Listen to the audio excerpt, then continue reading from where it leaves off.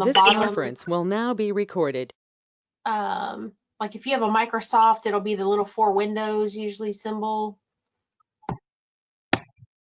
And you should be able to pull up as one of those things should come up, should be camera.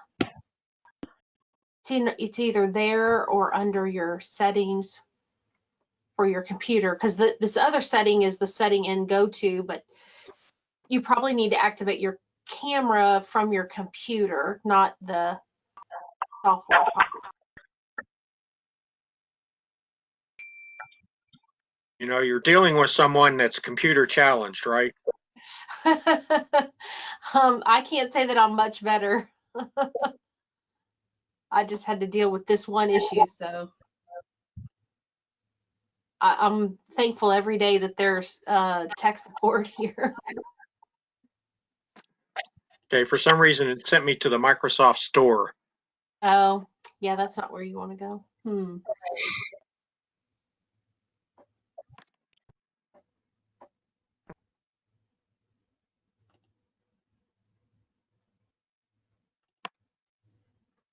Yeah, because if you go to your like home button, that button, and you click on, there should be an option for like the little gear that'll take you to your settings for your computer, and that should take you to should have an option for My camera just came on. oh, well, good. Maybe it was It just lit up.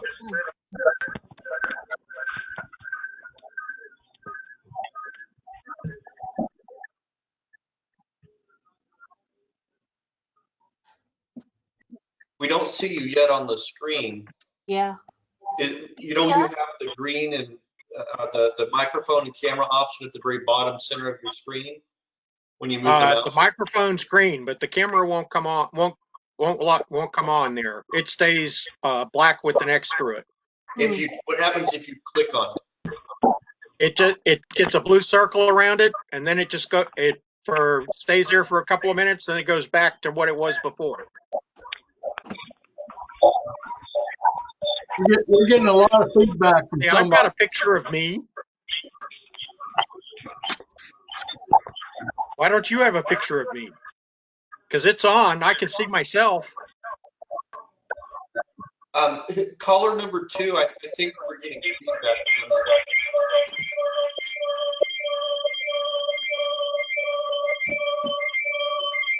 you. Caller number 2, can you mute your phone? There I am. I hit share. All right.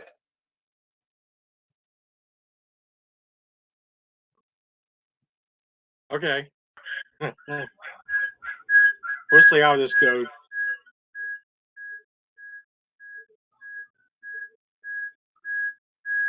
Who is caller 2?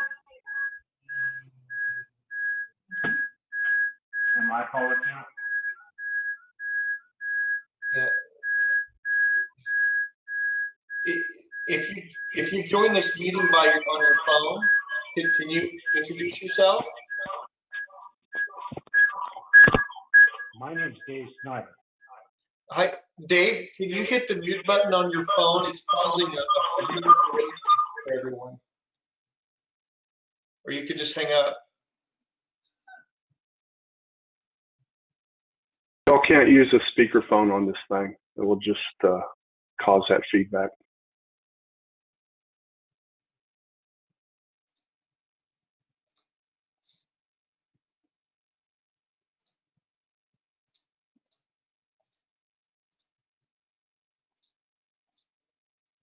Hello?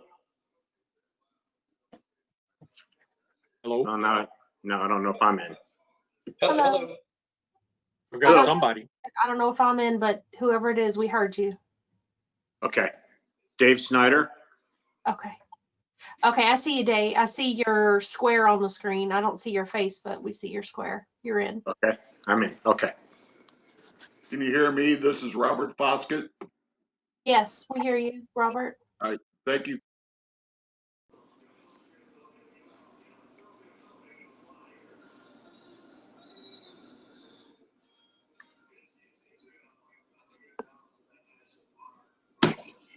Now we see you, Dave. Thank you. I'm learning my way through this too.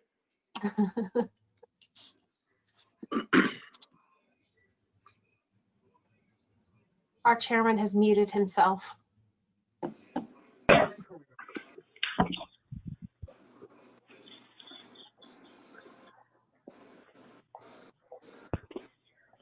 Is anybody representing the Heinz Group already logged in? I don't see anybody, Mr. Chairman. Typically, it would be Jack Garner and Larry Truder that we would be looking for. Right.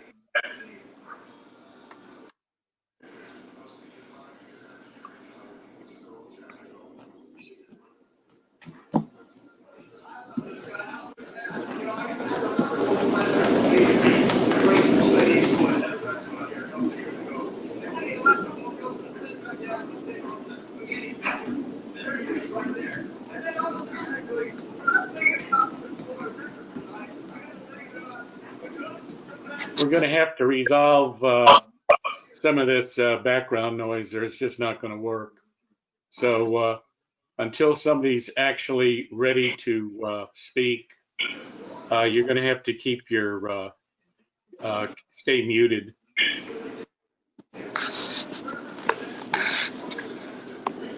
Yeah.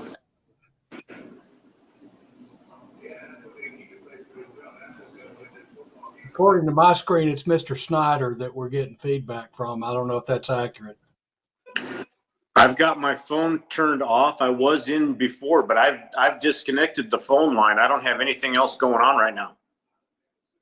That's not to say it's not my fault because I don't really know what I'm doing, but my phone is not on. All I have on is the iPad. No sweat. Hit the iPad and see if at the bottom of the screen if the mic doesn't kick on. I have a microphone at the top of my screen. Am I supposed to click it? Yes, click on it. It will turn it to red. Yes, there you go. If you want to talk, you need to click it again and turn it back to green. Okay.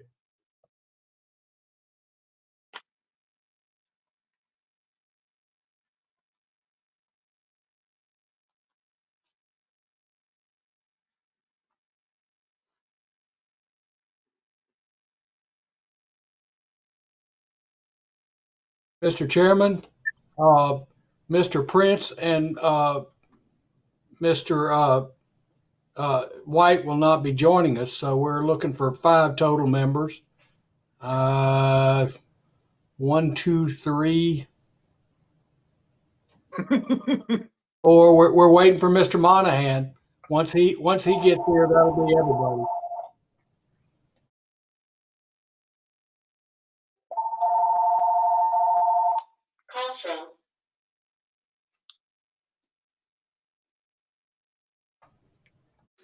Well, we do have a quorum then. Everybody, yes, sir, and I believe this is everybody we're expecting.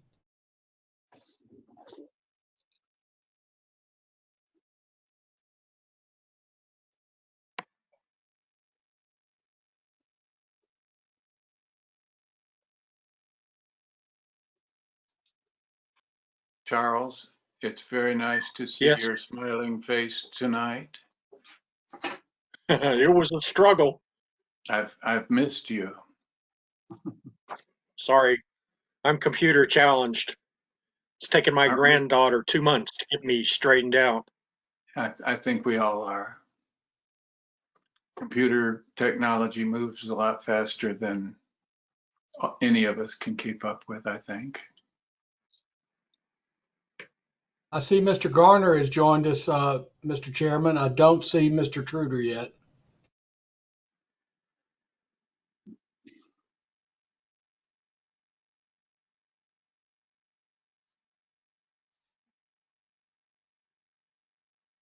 Roy, did Larry Hagler disappear?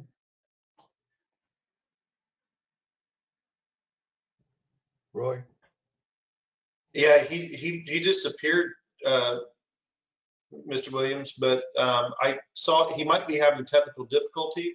I saw him try to speak. He was not muted and there was no audio. I'm speculating that perhaps he's Trying to come back. yeah. Okay.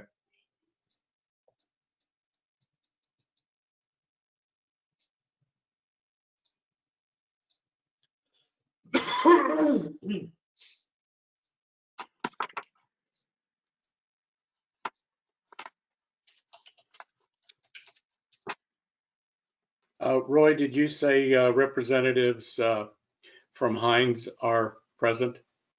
I see their engineer. I don't see anybody that works directly for Heinz, but I see Mr. Gardner is logged in. Mr. Garner, are you the one that was going to make the presentation for the applicant?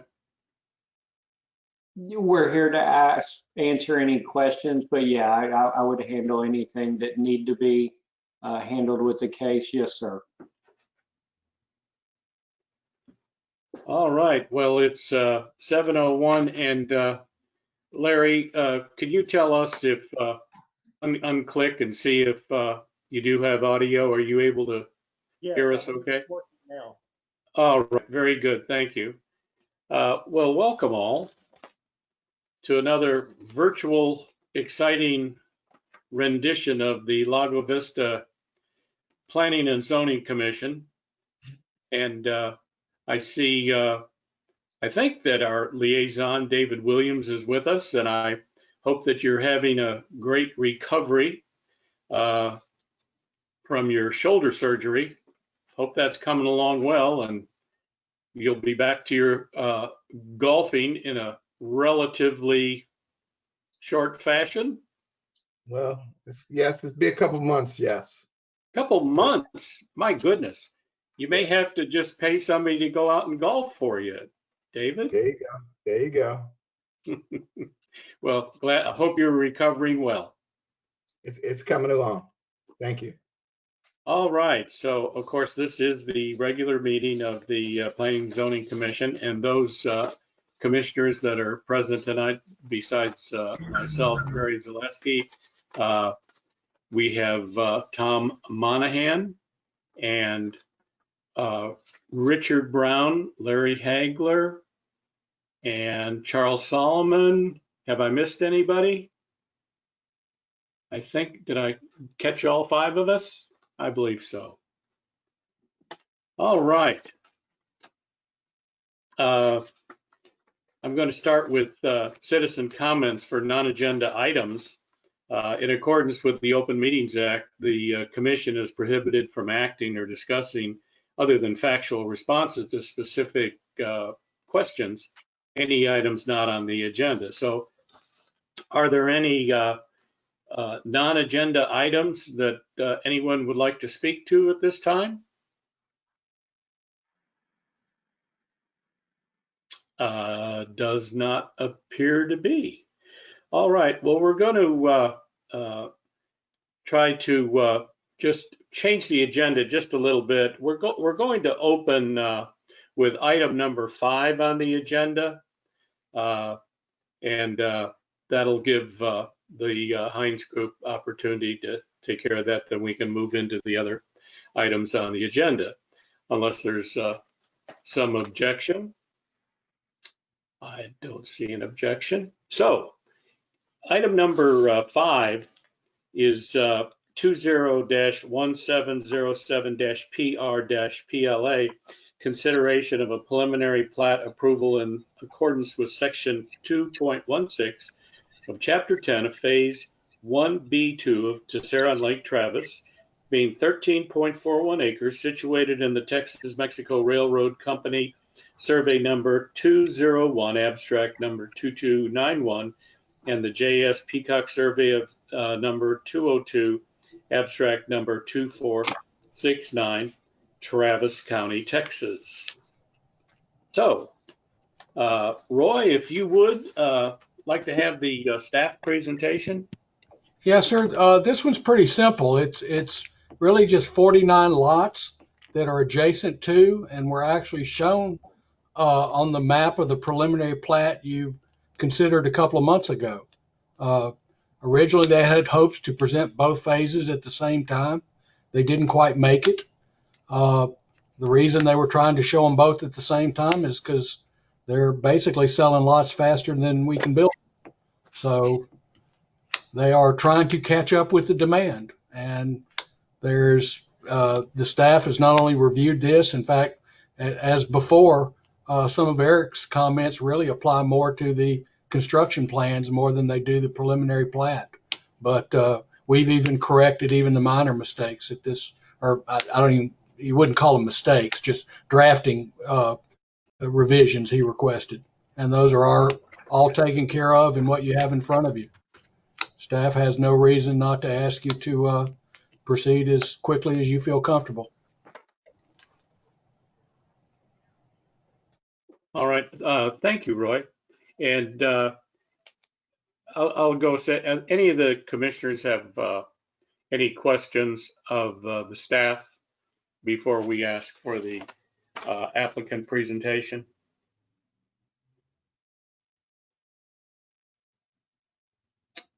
All right, then. If we could, I'd like to have the applicant presentation at this time. Yes, sir. Well, good evening. My name is Jack Garner. I'm the engineer of record out at Lakeside at Tessera.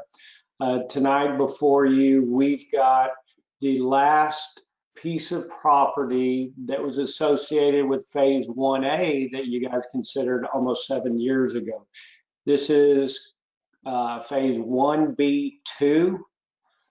It's a continuation of 1A just north of Cross Timbers in Cannon Court, as you can see. It's made up of 49 lots. Like Roy had mentioned, we can't quite keep up with the builder demand, and that's a good thing. But this hopefully will continue to try to put out that fire so we can keep them from running away and keep lots in front of them. So these 49 lots, we certainly would love to have any questions you guys might have, but we would ask for your favorable vote tonight so we can try to get moving dirt out there as soon as possible. So we're here to take any questions.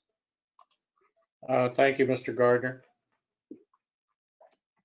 I'm sorry, Garner. I understood. Yep. Sorry, Jack. The printing is very small on my tiny screen. Thanks, Mr. Garner. Any of the commissioners have questions for the applicant? This is just a curiosity question. Yes, sir. I mean, when I look at the master plan and the development area, I mean, you're not even quite halfway filling the development area. Based on your demand, what's your time frame just for kind of developing everything out? That's just more of a curiosity.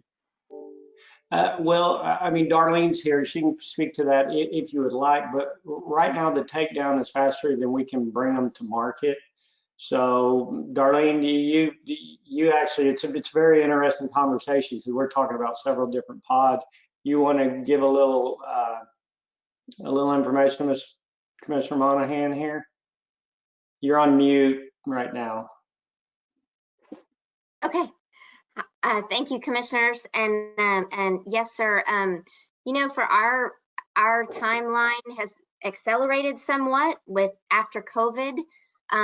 Everybody's wanting to move out to Lago Vista and to the lake. We're seeing really increased velocity. Our best guess at budgeting now is a build out in the next 7 to 8 years.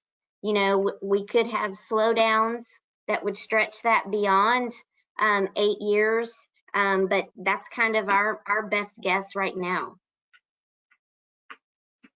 Okay, thank you. Mm-hmm. I don't have any other questions.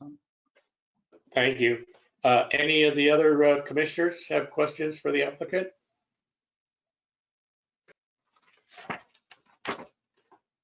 All right, then. If that's not the case, well, then we'll go ahead and at 7:09, we will go ahead and open the public hearing. Any questions, comments from the public?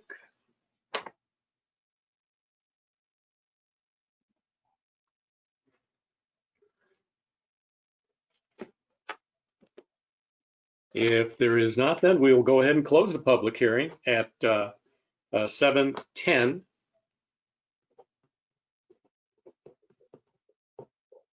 And any discussion amongst the commissioners? I don't see any problems. I mean, Roy's good with it. I'm good with it. So.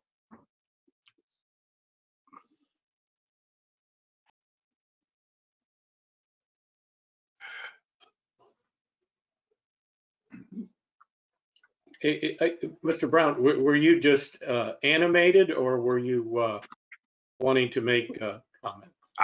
I guess my comment would be, if Tom is good with it, then I'm good with it.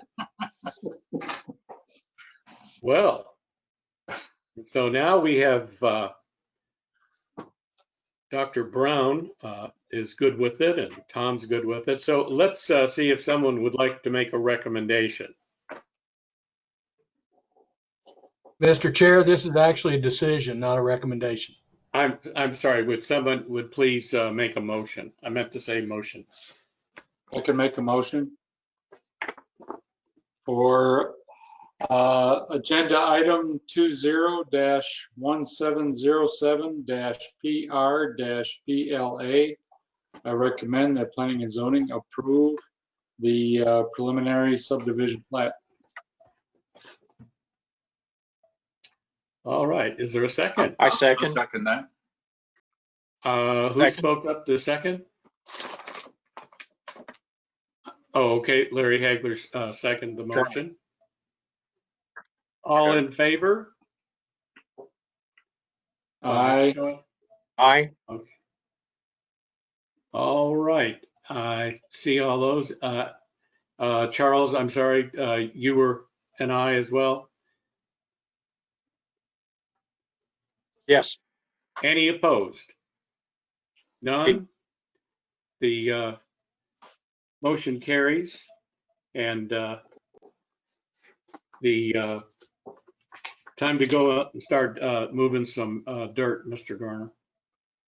Thank y'all for your favorable vote. Have a good evening. Thank you very much.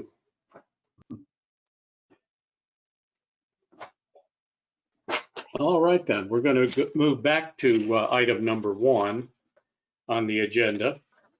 And item number 1 is 20-1697-C0-U, consideration and recommendation regarding a conditional use permit application pursuant to section 17, chapter 14 of the Lago Vista Code of Ordinances to allow for a carport that encroaches within the required rear yard setback at 20804 Oak Ridge Country Club Estates, Section 3, Lot 369. And Roy, if you would please take us through the presentation. Yes, sir. This is a carport. It does have sides to it. There's nothing but vacant lots towards the rear, and those lots fall off quite a bit anyway from the topography. So it seems unlikely that this would cause any kind of a privacy issue imposing on anything that, would be built back there, even when the lots are in fact developed.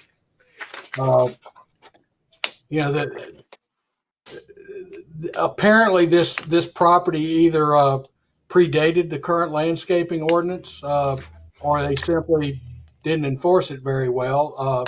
There are plenty of shrubs. There's not a lot of trees on the site. The staff was of the opinion that if they planted a couple of those trees that are now required, it might help conceal this carport a little bit, make it a little less prominent from the right of way. But that's up to you guys. It's not a requirement of the ordinance. It's just something we noticed.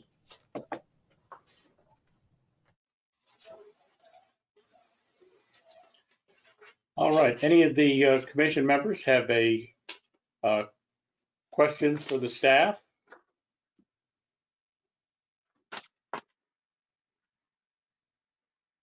I have a question, Mr. Chairman. Go right ahead, Mr. Brown. Thank you. Roy, You stated that because the terrain on the lots to the rear, and there are two that come up kind of behind this carport, Right. that they fall off pretty rapidly and therefore would not likely have a privacy issue. But I would like to point out that by right, because those properties share that back property line, by right, a builder could erect a home on one of those two lots that would be 15 feet higher than that driveway. Yes, sir. And it could be a 35-foot tall house built at the about 810 level, or a 20-foot house built at the 835 level, or let me be sure I've got my numbers right. But in any case, by right, a house built on those Broken Arrow lots could be 15 feet taller than that back property line.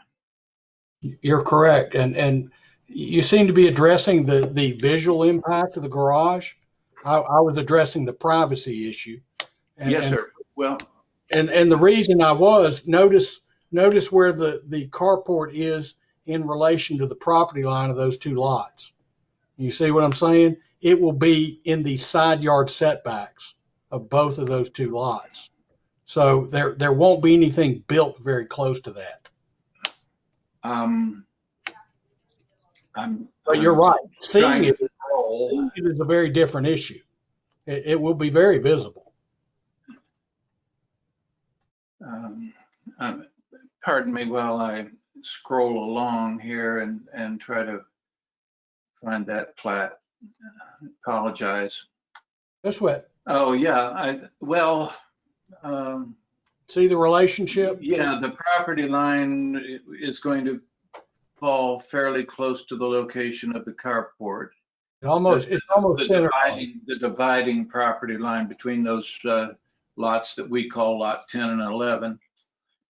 But I did notice that right down Broken Arrow, of just a few lots, there's a house under construction that does indeed look over the hill. Right. And there is a view to be captured by building up to the height allowed by right. And so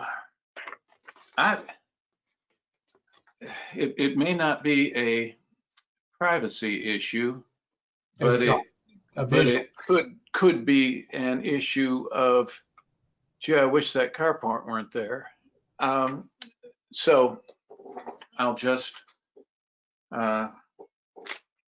save the rest of my comments till later.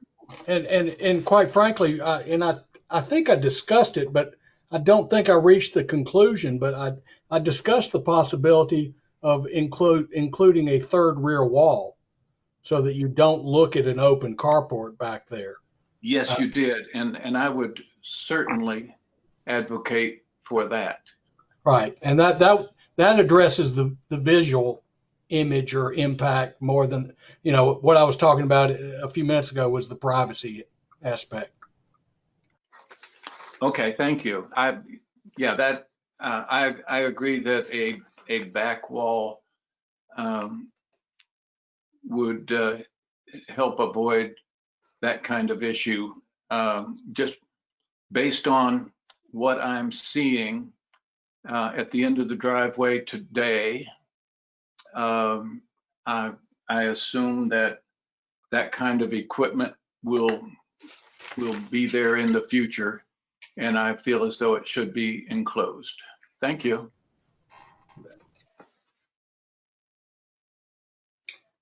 Any other commissioners have questions of the staff? If not, we'll move forward. I believe Mr. Snyder, if you'll make your presentation. Okay. Yeah, thank you guys for taking this into consideration. I've heard what was asked and what was spoken. I really would have no problem at all sealing off that back wall if that's something that would help push this through. I've got no problem adding the siding so that the rear of the carport will match the home. Utilizing the same siding, that'd be fine for me. If I can put that there, leave it at the height in the drawing that I've given you, I'll add the siding to the back. That's perfectly fine with us. All right. Any questions of the applicant? I've got one. I was looking at that. Are you gonna have to cut down a couple of those cedar trees or something down back there at the back of the driveway? I shouldn't need to. I might have to trim them a little bit, but I shouldn't have to cut them down. I'll just have to trim them a little bit. Okay. We don't want to take any of the trees down ourselves. We've waited a long time to have trees, so I'd like to leave as many trees and leave as much there as possible and just trim for it. Okay. Thank you. Mr. Snyder, I just wanted to, is it going to be built on that little slab that's off the side there? Existing. Yes, where the driveway extends straight towards the rear of the property. I'd like to start it right on that, yes, right at the end of it, and work my way back towards the home. That way I still have full use and be able to turn and get into my garage and just build it right on that straight piece at the end of the driveway, correct? On that straight piece at the very end of the driveway. Yes, sir. All right. Are there other questions that commissioners might have of the applicant? Yes, Mr. Brown. Thank you. Mr. Snyder, have you checked the thickness of that driveway to be sure that you can sufficiently anchor those walls for your driveway? Or do you plan to set footings and anchors off the edge of the driveway? The driveway is a little bit better than 6 inches thick at its narrowest part or at its shallowest part.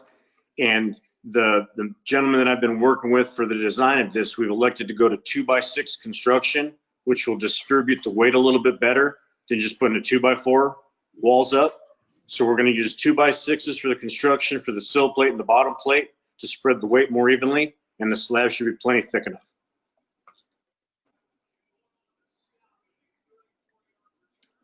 Okay, thank you. Oh, Yes, by sir. the way, I don't think you mentioned height, and I think in that location, height is not an issue. Although it is a pretty big barn you've got envisioned back there. What is it, 19 by 21? Roughly, yes. Yeah. Okay. It'll basically match the driveway that's there. Okay. Thank you. All right. Any other questions of the applicant? All right, then we'll go ahead and open the public hearing at 7:24. Any members of the public would like to comment, ask questions at this time?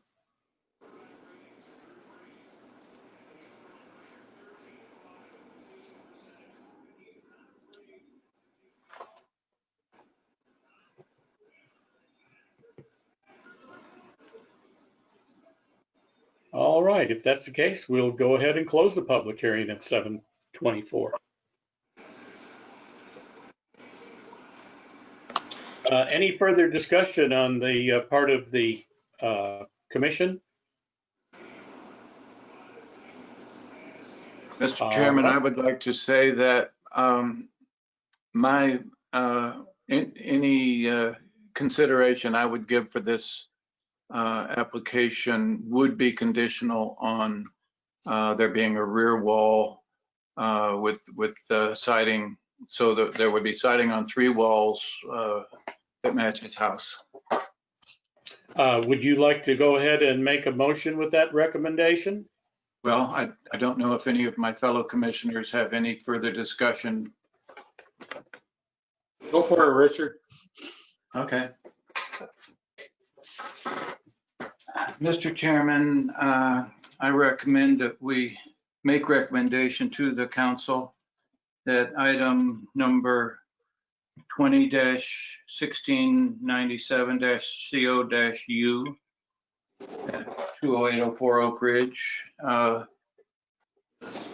be recommended for approval, conditional upon a revised proposal that would include 3-side construction, to include the back wall. But then otherwise, as requested. Ms. Silvera, would that suffice?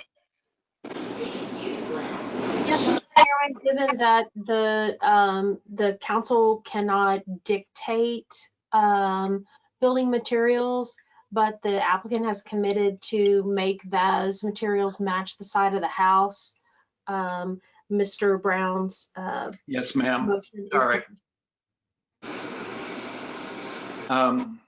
I'd like to revise my recommendation, Mr. Chairman. So with three walls and also to match the existing residence. I don't even know if I can say that much, but that it'd have a back wall. I guess I can't specify that it matched the house either. Isn't that correct, Ms. Silvera? That's correct. You can't dictate what materials are used. It does sound like the applicant is committed to use those. That should be noted for the record. Very good. Thank you. Mr. Chairman, I'd like to try again. Go for it. On the matter of item 20-1697-CO-U at 20804 Oak Ridge, I recommend that we recommend to council approval of the application with the stipulation that a 3rd back wall be added to the design.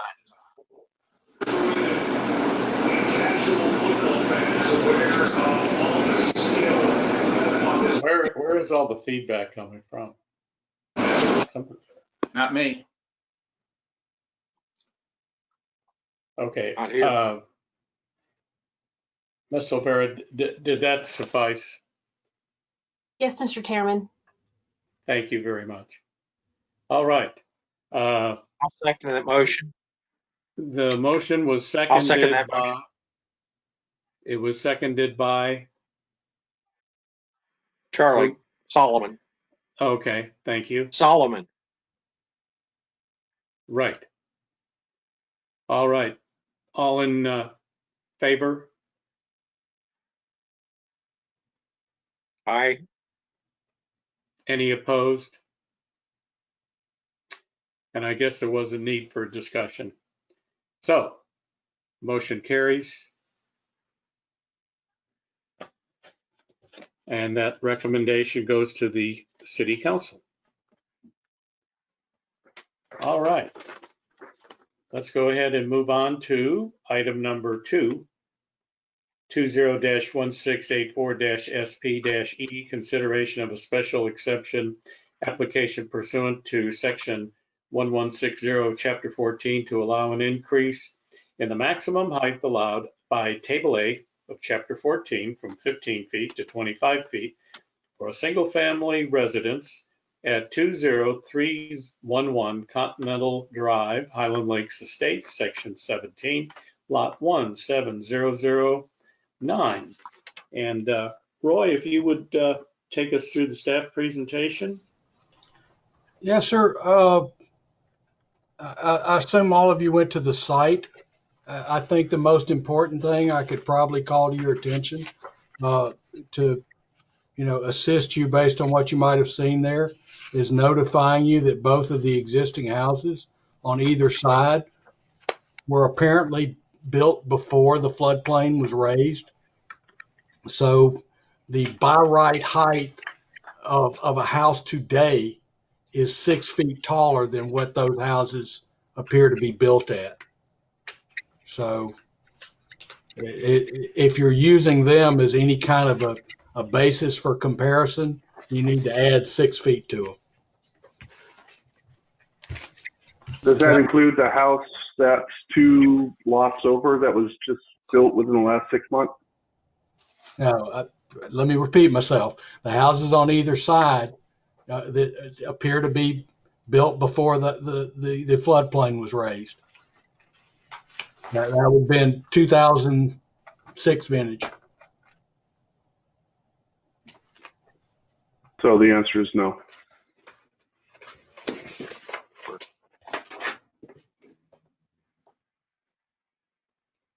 I'm sorry, who I apologize. This is Don Cassie. Just had a question there. Sorry if I'm out of turn. Yeah, Don, when we open for the public hearing, we could go ahead and do that, okay, if you would? Yep, thanks. So I just, before we move on, I just want to verify, have all of the commissioners present this evening been able to observe that ridgepole? I was. Okay. This Tom? Yes. is not the one that was down, supposedly, or is it? No, it was fine a couple days ago. Right. The one that went down is a different application, sir.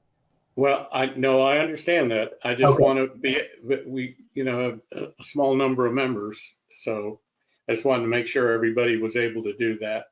I guess Absolutely. talk about it when we get to each one of these, make sure you verify if you were able to observe that poll. I take it, Mr. Solomon, you were able to as well. All right. Any other questions of the staff from the commissioners? I would like to say that it was only with great difficulty that I was able to view the ridgepole. It was hard climbing up and down that hill, but finally, the second time I looked, the neighbor let me walk through his yard. Well, that was pretty nice. Did you have your badge? No, but he told me that he had already threatened a member of the commission with his Glock. So I was glad to get permission rather than be threatened. Well, we don't want any of that. Okay. Any other questions of the staff? All right. If not, then if the applicant would like to make their presentation. Yes, hello. This is Dustin Marks with Marks Builders, working on behalf of Marty Law Barbera, who is the homeowner, property owner of the subject property. Going through the application in your meeting minutes, I noticed that there was a little bit of ambiguity according to whether or not this was the front or rear elevation of the submitted application. Just want to clarify that this is indeed the intended front elevation of the property. The roof line in particular is what we think would be more acceptable for building a home that's taller than both of the neighboring properties. one in which the second story is very much hidden within the roof line of the first story. With that being said, we have gone through great lengths to meet with both all of the surrounding neighbors to verify that what we are designing does not impede on their view or their desires for what they want built. And that's going to stand for not only this application, but the long-term submitted drawings for construction, that we want to build something that not only blends in well with the property, but upholds property values for all of the surrounding neighbors there. If there's any other questions about the application, I'd be glad to answer those. At the end of your meeting minutes, you mentioned a couple of different options for this application, one approval, one denial, one being approval upon a contingency that we hold that design intent with the roof line long term, and we would be much appreciative of any of those two options, approval or us being held to any of the architectural elements shown in the concept for the front elevation.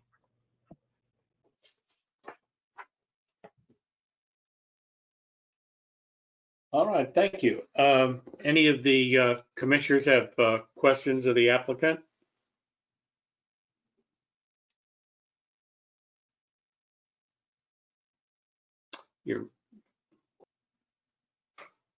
Go ahead, Mr. Brown. Thank you. I've lost track of his name. But my question is, you said that the elevation submitted with the plans is the front elevation, and do you, by that, do you mean the elevation that faces the street? Yes, sir. As submitted, the concept front elevation is the intended elevation to face the street. Yes, sir. Okay, well, the elevation that is submitted seems to show an overhead door, kind of to the right of center. And is that the entrance to the garage?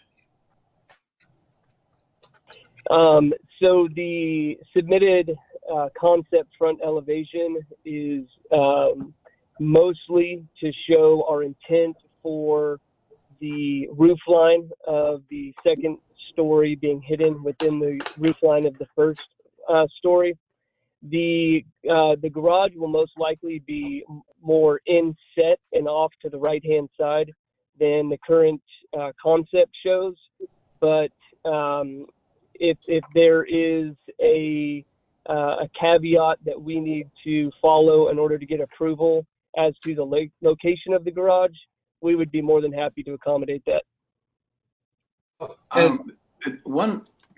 Pardon me, please continue.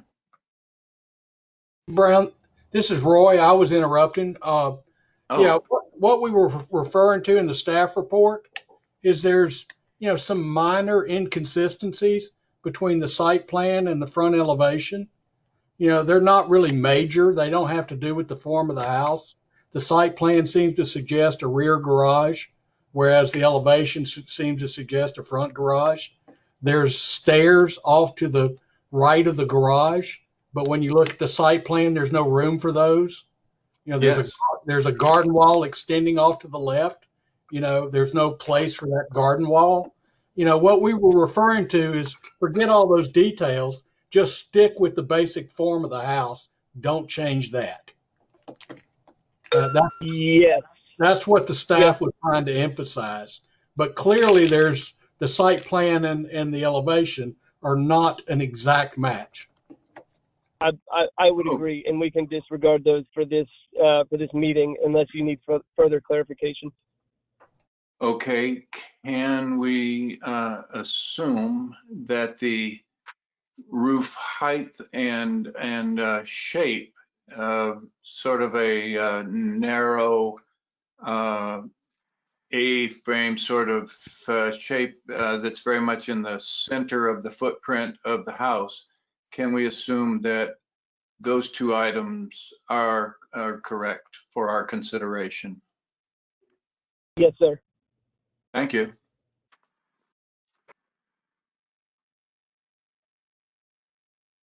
All right, any other questions of the applicant? If not, we will go ahead and open the public hearing at 7:40. Any members of the public with comments regarding this item on the agenda? I do. This is Don Cathy. Yes, Mr. Cathy. Hey, thank you. Sorry I can't share my video for some reason.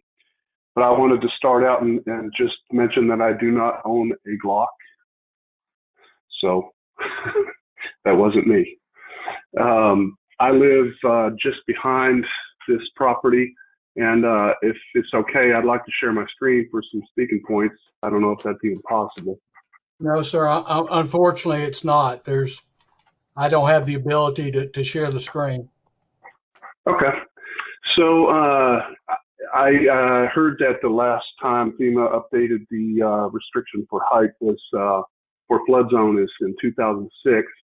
And the question I have for the board is, are there any plans to update this policy globally as far as the height restriction?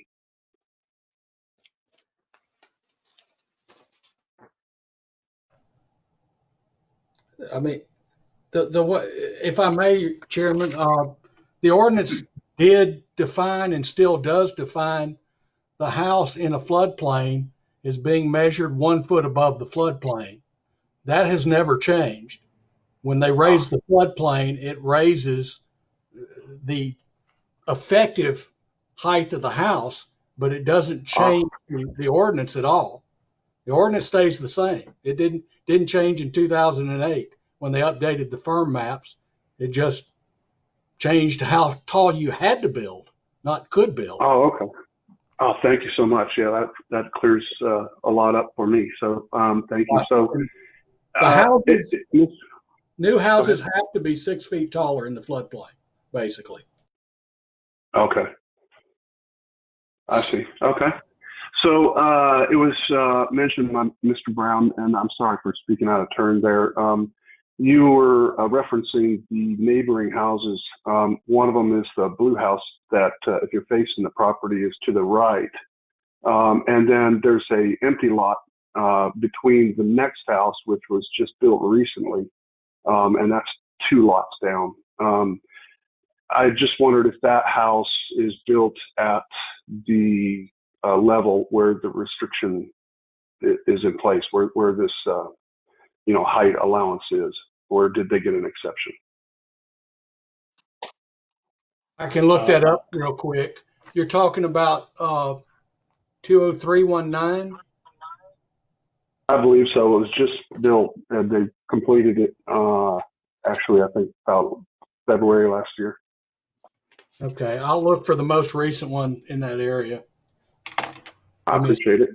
No sweat.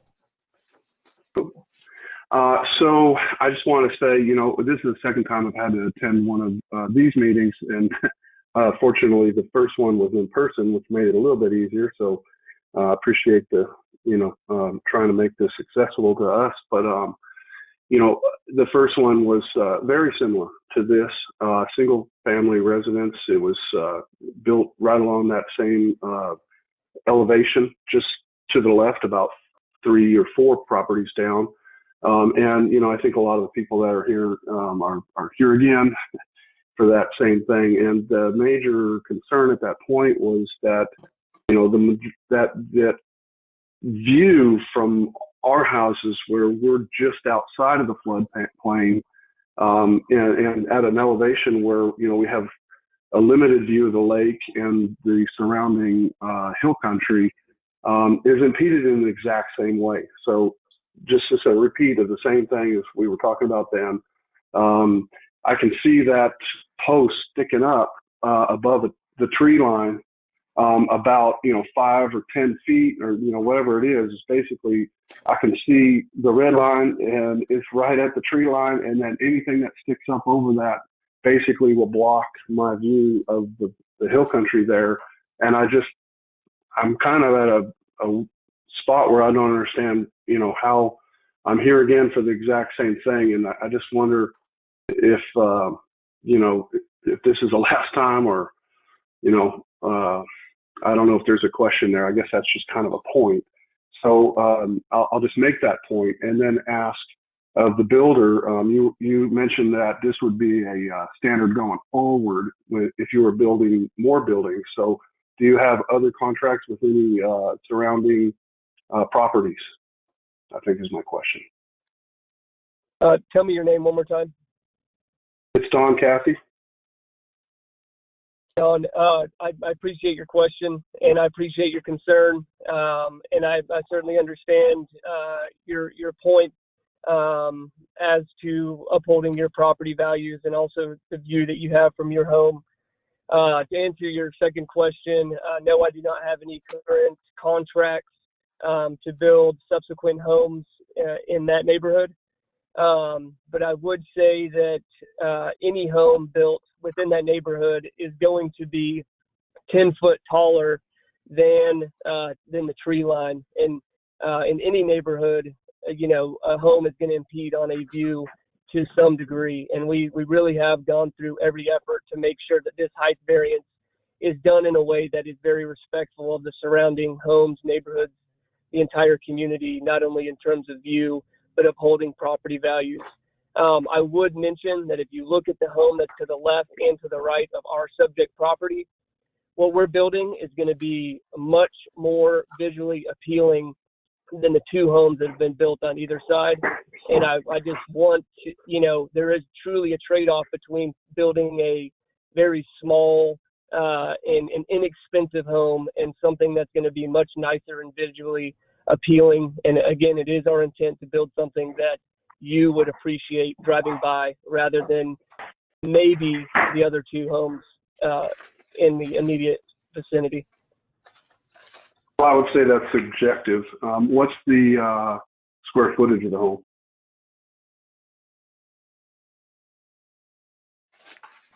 Our proposed home or the two existing neighboring homes?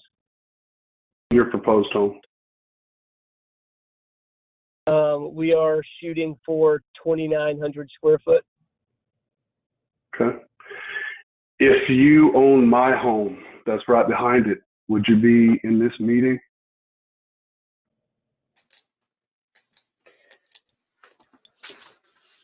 If I was proposing to build a home that looked like either of the two neighboring properties, yes, I would.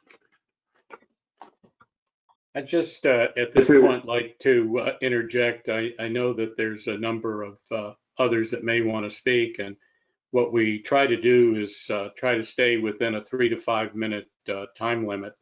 And so, Mr. Cathy, if you would just kind of finalize your point at this time.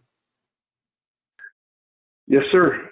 I think that the point that I make is that the only people that think that this is a good idea are the ones that own property on the floodplain that are in the very front of, have lakefront.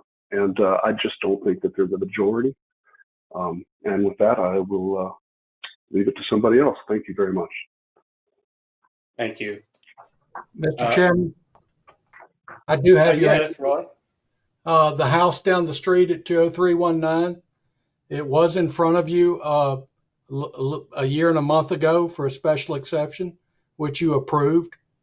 That the ground that property, the high point of that lot, however, is about 10 feet higher than the high point of this lot. So it's the approval you gave was a little less. Roy, is that the house with the pool? Yes, sir. Thank you.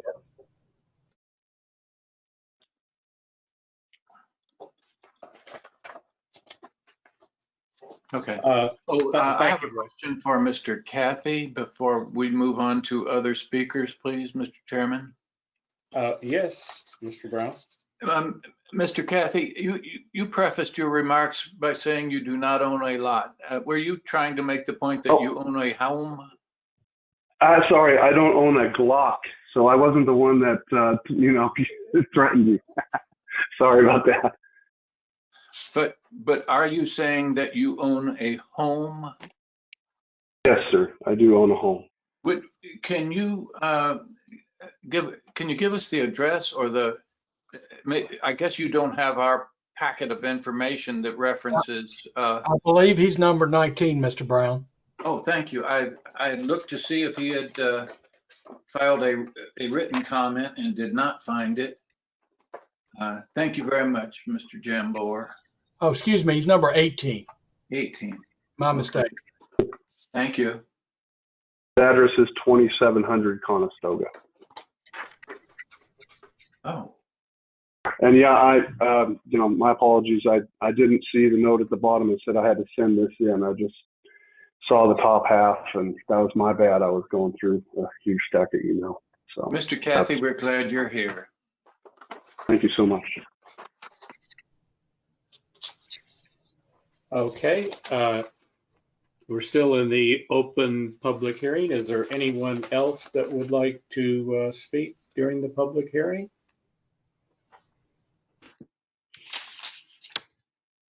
Can you hear me? We certainly can. Thank you. So I live right next to Dawn, 2702 Conestoga. And again, I was with Dawn and a bunch of our neighbors about a previous hearing that we had in person.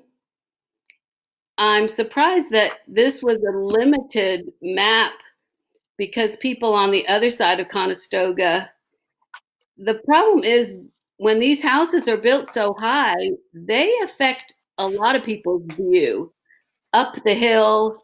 You know, it's amazing how, and I went to, I didn't get my notice until it was too late to send it in, but what I wrote was, when you go around the bend down Continental, you pass the entrance to Cody Park. There's a big, high, tall condos down there. It's amazing how they have ruined my view out my kitchen window of the lake. And, we know that they're going to build on these waterfronts, but we're just against this constant raising and raising, and that's what we don't want to have to keep coming to these hearings for every single lot as they sell it to kind of protest that we don't want, our houses can't be raised and raised and raised. And it's just very frustrating to have built within the guidelines when we built ours. And now having to be looking out and, okay, there goes that view of the lake. And now there's going to go this view of the lake. And pretty soon Lago Vista is no such thing. There is no Lake Vista. There's no lake view. That's where I'm coming from. If you would do me a favor, ma'am, and give us your name so that we could have that for the record. Okay, Beth Mascarello, Elizabeth. Okay. Thank Mascarello. you. Sorry about that. That's okay.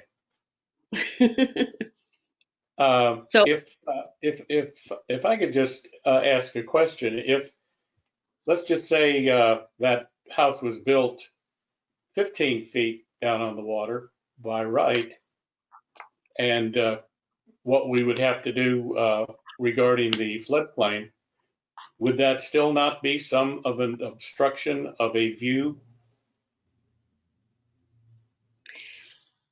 So I'm not at my house. It's a vacation house, and I wasn't able to see the pole, even though my daughters go all the time. And, my neighbor across the street, she didn't even know that this was going on, even though they walk.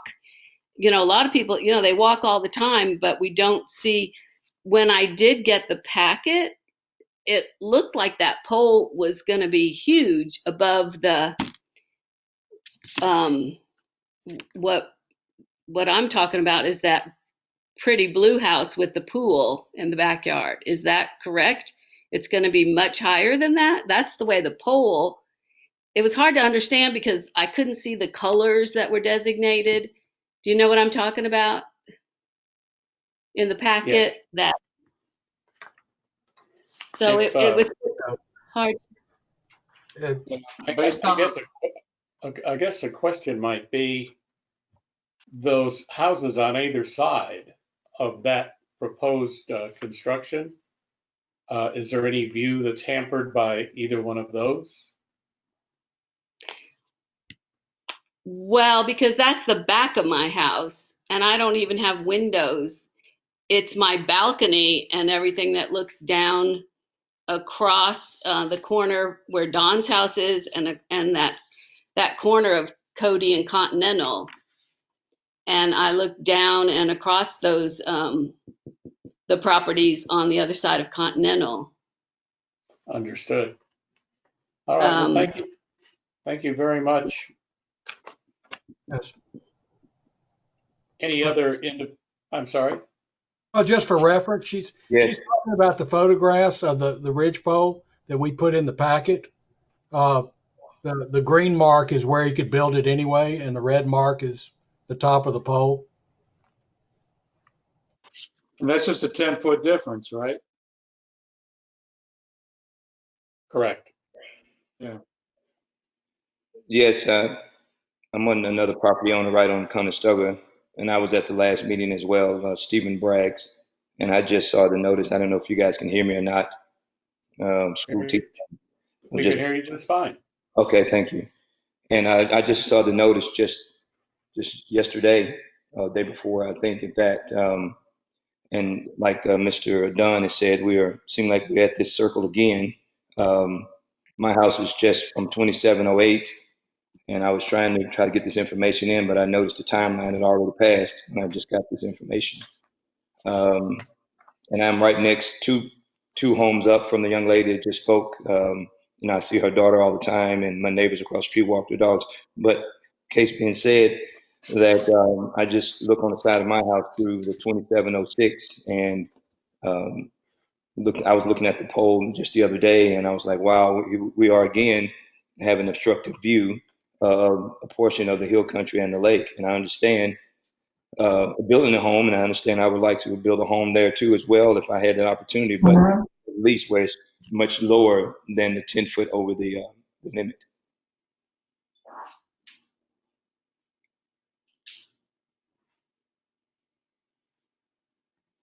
Thank you. Thank you very much for you. I have a question for Mr. Braggs, please, Mr. Chairman. Yes. Yes, sir. Mr. Braggs? Yes, sir. You have given your address twice, but not mentioned the street. Are you also on Conestoga? Yes, sir. I'm on Conestoga. Thank you. Thank you.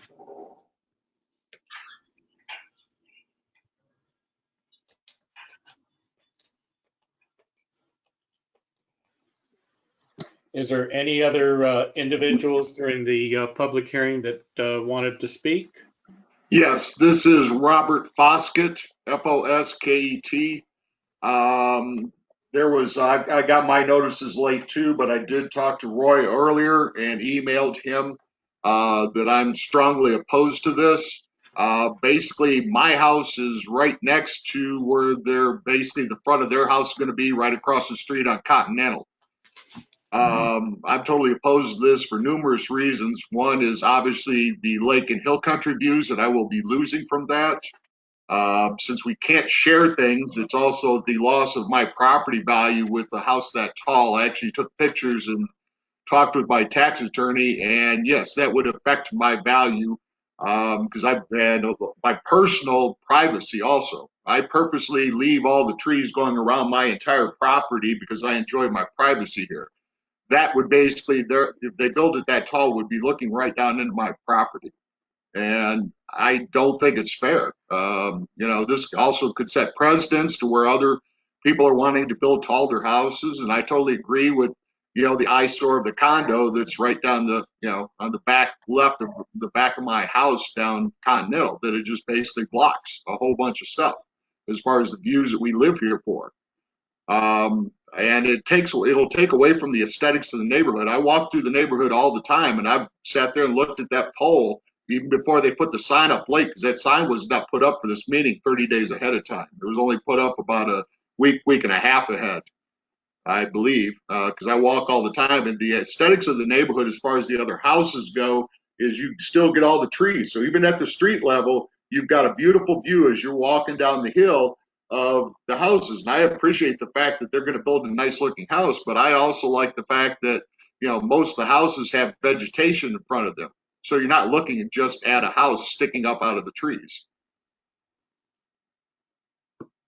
And the loss of values and the loss of anybody that's not in this meeting that goes up the hill on Continental or any one of the coves that basically can see down into the park that's across the cove, and the actual cove itself is not fair to them, since they weren't notified of this meeting. So, I mean, if they didn't happen to see that little yellow sign, I mean, I didn't have a chance with this, but I personally went out and canvassed the whole neighborhood last time and had them show up at the in-person meeting for the Martinez one that was back behind my house.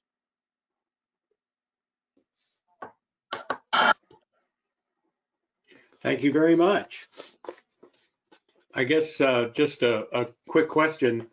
As far as, once again, the view, the houses on either side of this lot for construction, do any of those impede a view at this point? No, they actually don't. I mean, sitting there being able to see at the rooftop, I still get all the nice trees in front of the houses, and I get the nice trees behind going up the hill into the hill country. If they build this with that pole, that's going to take all of that plus some. And like I said, it's the aesthetics of the neighborhood, but it's also privacy and everything else. I mean, they knew what the height restrictions were when they got the lots. So I don't understand, like Don had brought up, why we have to keep having these meetings. I think we ought to stick to the height restrictions and stay there, and so we don't have to deal with this again. Hey, Robert, if I could just answer the chairman's question from my point of view. My answer to that question is yes, those other houses do impede the view. I can see all of those houses clearly from my house, and any increase in the height would just further destroy the view. I can see them all clearly, especially the one that was just built. It blocked a major portion of my view. Thank you. I'm at a slightly higher, elevation than Robert. All right, thank you. Is there other individuals that wanted to speak during the public hearing?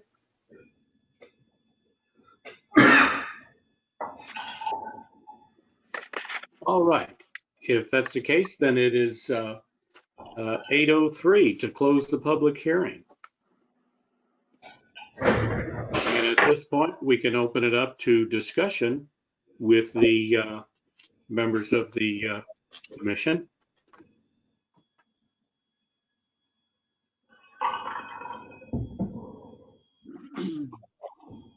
Yes, Mr. Monahan. I think my opinion after going out there and looking at things is this has a different angle view than the property we looked at a few months ago. There was more around the bend, a couple lots down from that new tall house that's built there. And in that case, I could see it impeded a lot of views because I think the height was even taller than this one, if I remember right. But in this case, it's looking across the cove, and my impression, trying to get the best angles of view I could, is that the extra 10 feet that they're asking for, then it's allowed by right, isn't going to make any difference in the blockage of views than what they could build by right. So I'm kind of thinking that this particular house is, I guess I'm currently of the opinion that I'm willing to approve this one. Fine. And Can I make an observation? Charles, can I make an observation? Yes, Mr. Solomon. Gary.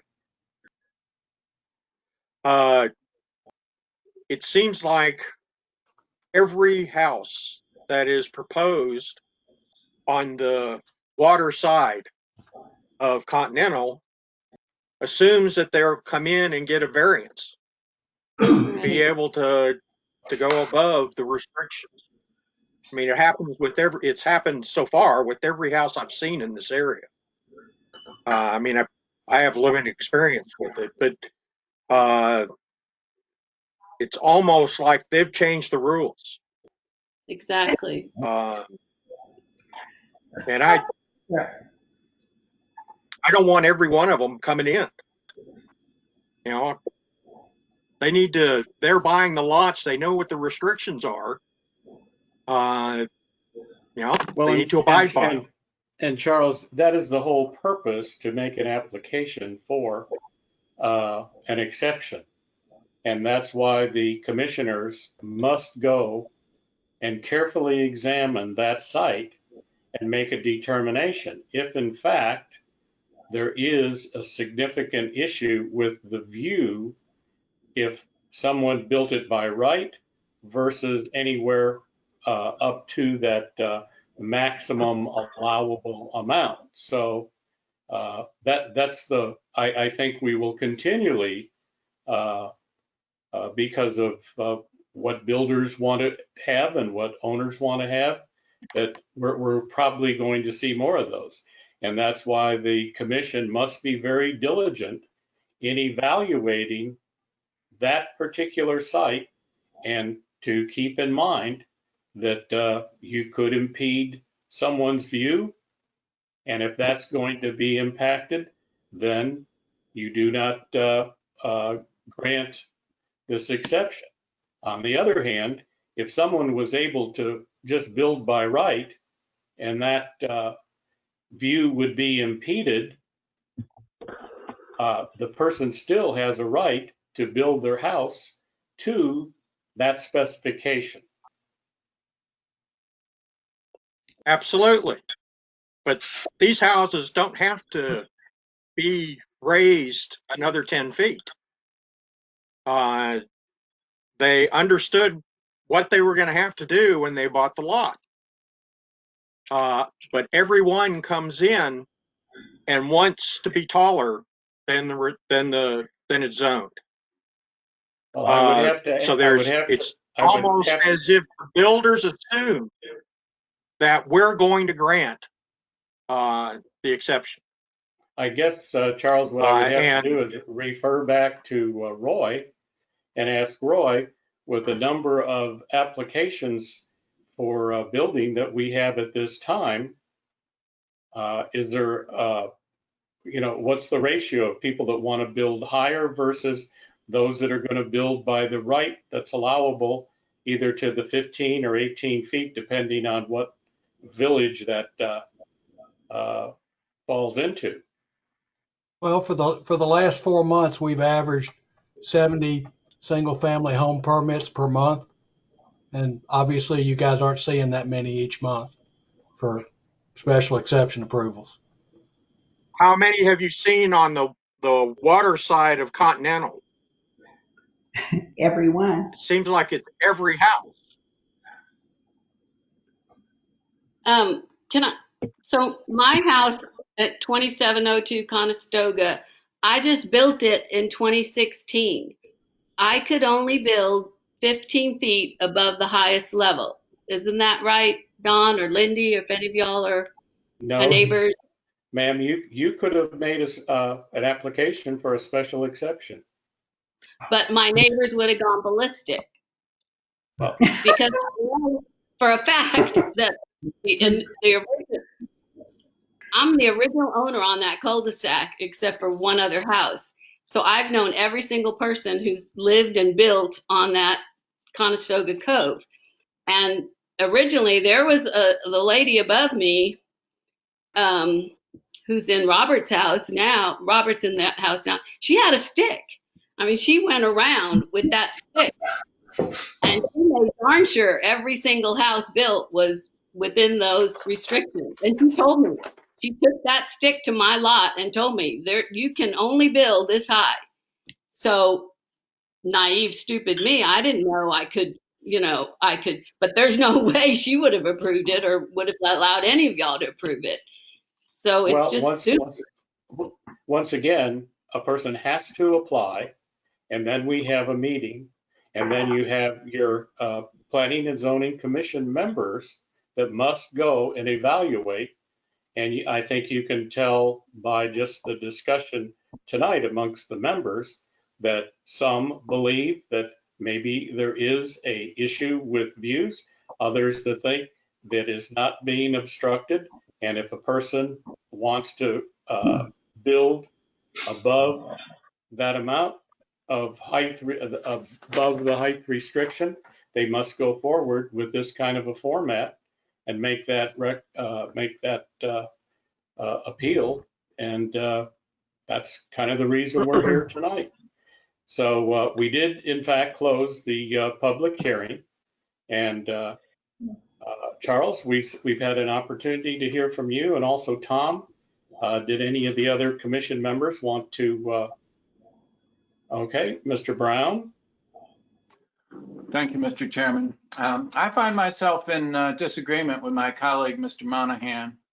I feel as though having walked up Cody and walked up into the driveways of the homes on the other side of Continental, I do think that this extra 10 feet will have an additional impact on views beyond the height by right that this owner could have. So I think, boy, when you stand over there on the other side of the street and look at that ridge pole, it is definitely within the line of sight from those homes. I did not go to Ms. Mascarello's home, but having heard her testimony, I wish I had. Thank you. And Larry, did you have any comment at this time? No, I'll have to agree with Richard on this one in a lot of ways, because that is tall, and it's gonna be the skyscraper of the neighborhood for a while anyway. Well, I guess I would, one of the possibilities that was put forth by Roy was that an alternative decision was that that maximum height would be given with the condition that that front elevation, that V shape, that there would be pretty sufficient views on either side and between those two other homes on either side. So that's always a possibility. And I guess a question would be, or I would have for the applicant, whether or not it must be, is there any adjustment that could be made to reduce that height? I appreciate your question. This is Dustin Marks with Marks Builders speaking again. After hearing a lot of your feedback, it's nice to be given an opportunity to kind of provide a little bit of feedback from everybody's input. Starting with the most recent question, yes, there is some wiggle room. I see a lot of the height variance applications being 10 foot or higher. We knew that was probably pushing the limit.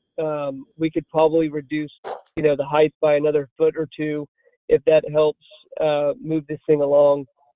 I will say that, again, we have given much thought, time, and consideration to the impact of the entire neighborhood when designing and finding a good concept that fits the community. One big thing that should be noted is that if we build a one-story home, we're going to maximize the footprint of the buildable square footage of the property. However, if we can build a little bit taller, we can allow much more room in between our home and the neighboring properties, which will allow better views in between the homes. If everybody builds within 5 foot of their property line, there will be nothing left between for views in between the homes. That was taken into consideration to build a more narrow faced home to allow a tree line and views in between. Also with the A-frame, we're not building a sheer wall 2 stories tall. That the A-frame shaped home will help to allow views on either side of it as well. Even with it being 2 stories tall, again, architecturally, we're going with a design that blends into the hill country rather than obstructs or is a nuisance to the view. I do 100% understand other people's concerns with some of the taller buildings that are being built within the community, specifically the condo and perhaps the home that's at the corner of Continental. It is not our intention to build something that is going to be that intrusive to the view, and I would be more than willing and happy to meet with anybody with concern of the design that we are considering for our property, and try to find ways to make everybody a little bit more comfortable with what we are considering here. I just want everybody to note that given the design, if you've actually looked at the front view that we are aiming for, it is very clear that we are not trying to build something that is obnoxious, and I hope that's considered in this decision. Hello? I think there's a number of people, I'd really appreciate it if you're not speaking at the time, if you would mute your microphones. I'm not sure who might have been, but it was very difficult to hear everything from the applicant.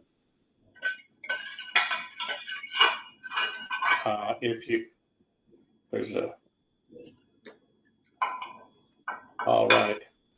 Would whoever is washing dishes while you watch the meeting, please mute your microphone?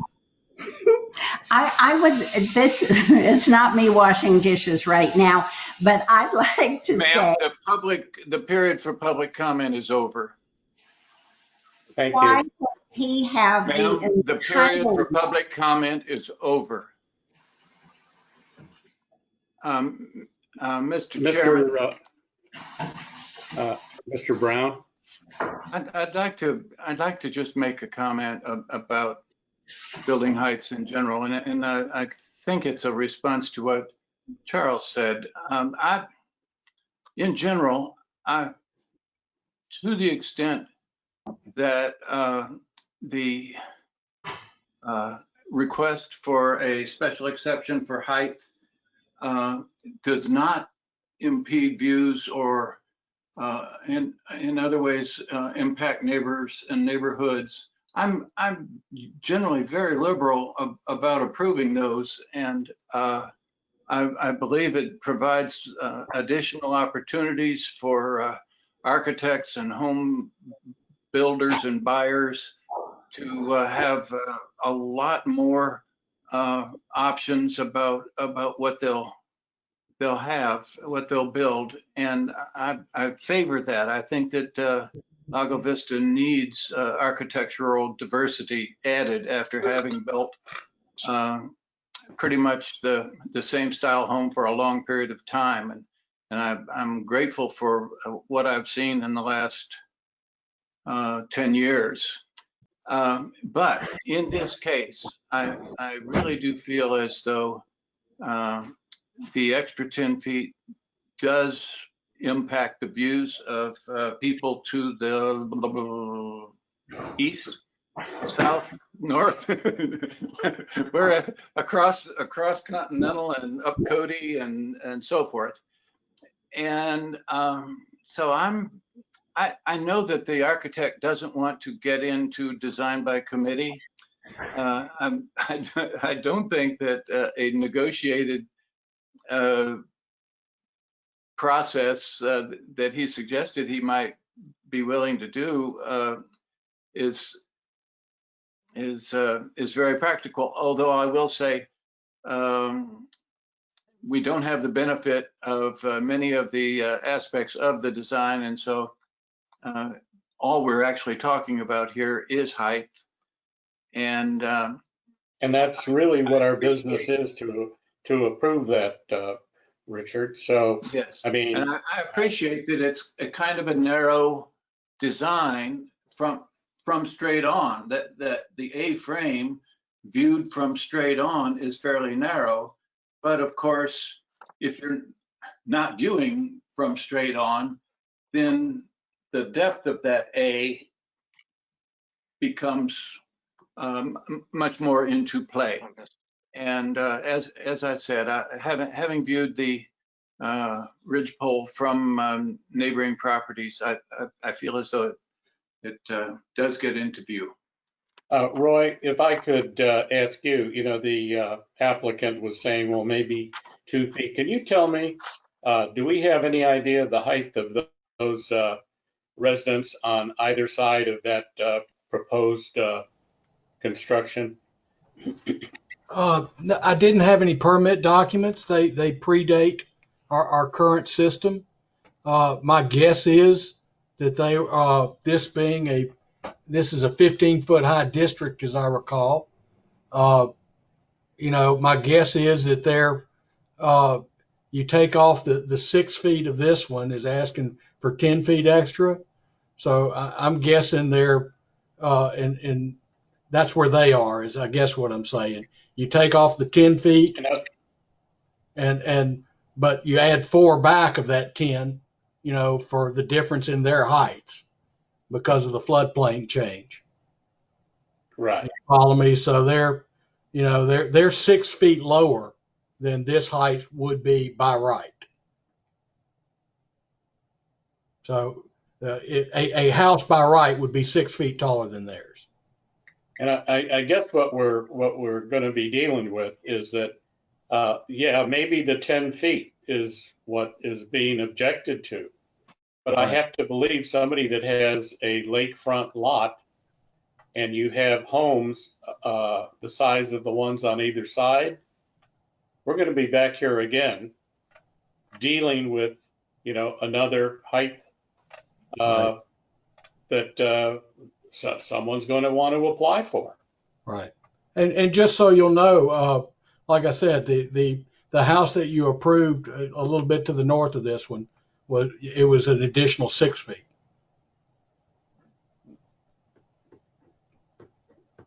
And not 6 feet above the houses next to it, 6 feet, 4 feet less than this.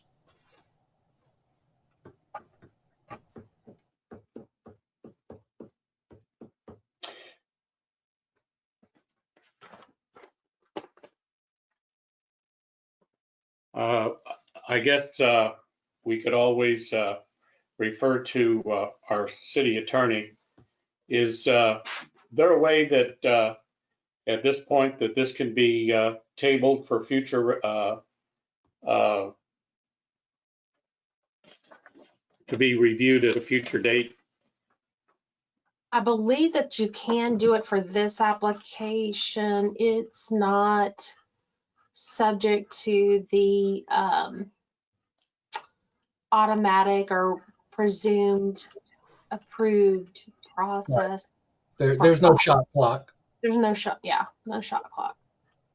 Yeah, and I just maybe to give the builder and the contractor an opportunity to maybe rethink and look at it. I guess what my opinion is that it's pretty obvious that some are in favor to go for the 10 feet, some are not in favor of the 10 feet, the view, whatever. But I know that for this property, somebody is going to build it higher than 15 feet. They're going to make that application, I'm sure. And, you know, based on that would put it considerably below those other two buildings that are, like Roy said, probably about 6 feet lower. So I would like to make a motion that we table this particular item number 2 of 20-1684-SP-E to be tabled and go forward maybe next month. I second that motion.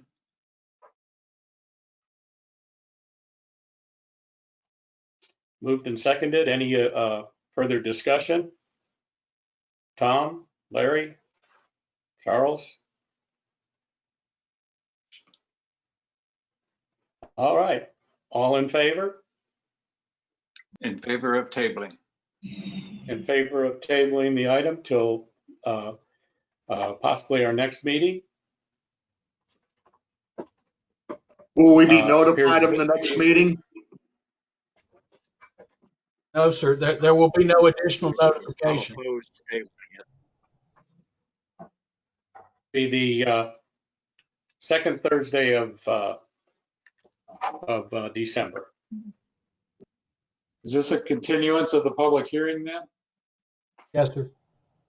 Okay. That should be part of your motion. Okay. Is that clear enough, Aaron? Mr. Chairman, if you truly intend to bring this item back at the next next commission meeting, might I suggest that the motion be to postpone that you leave the hearing open and postpone consideration until the December meeting. That would make it clear. If you choose to table it, the item would have to be recalled, meaning at the next meeting, the commission would have to agree to bring the item back up. It's a little bit of a different procedural posture. And if you just agree to postpone consideration, keeping the hearing open until the next meeting, it's more straightforward, if that's what your aim is.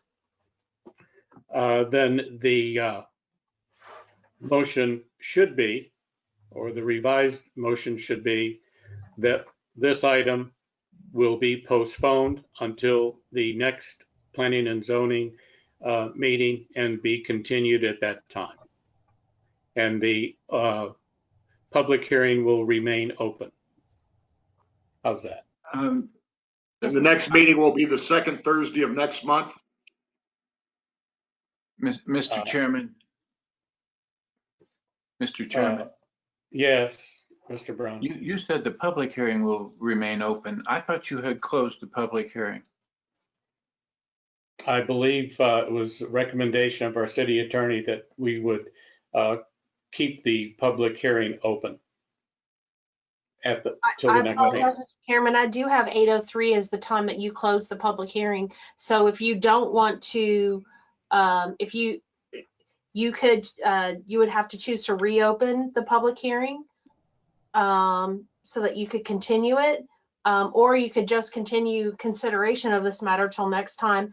You wouldn't have another public hearing per se, but you would have another opportunity to hear from the applicant. You would be required to take some kind of public comment, not necessarily public hearing testimony, and then you could finalize your deliberation of the matter.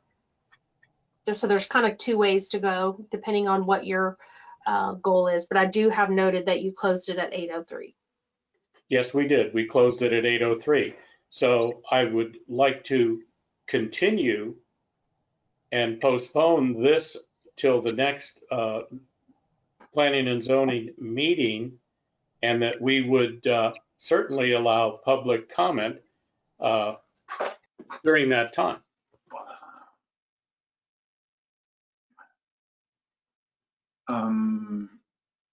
So your plan is at the next meeting, you would reopen for public comments?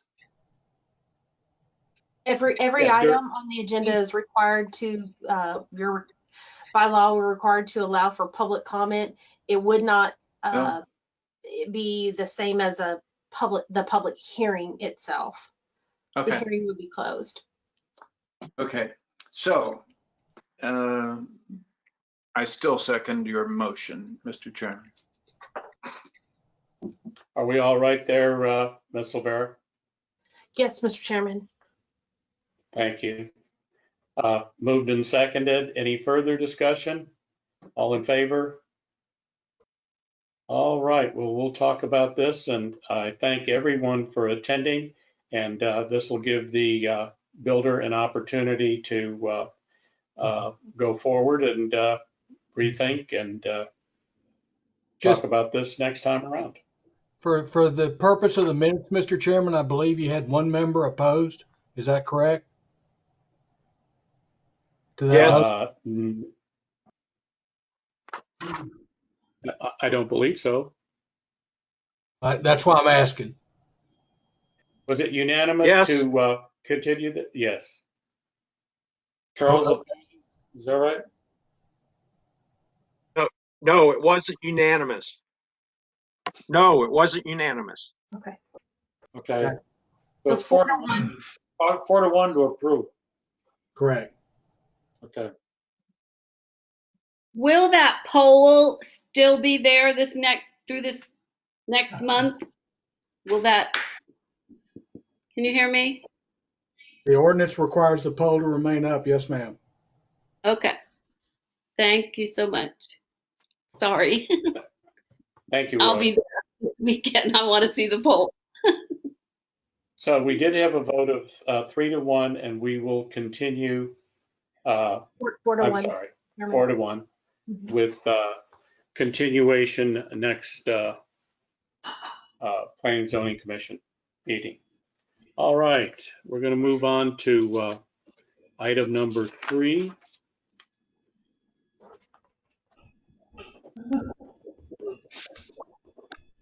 Item number 3, Mr. sorry? Chairman, may I ask a question? Yes. It's a procedural question. We have a somewhat unique makeup to this representing the commission this month.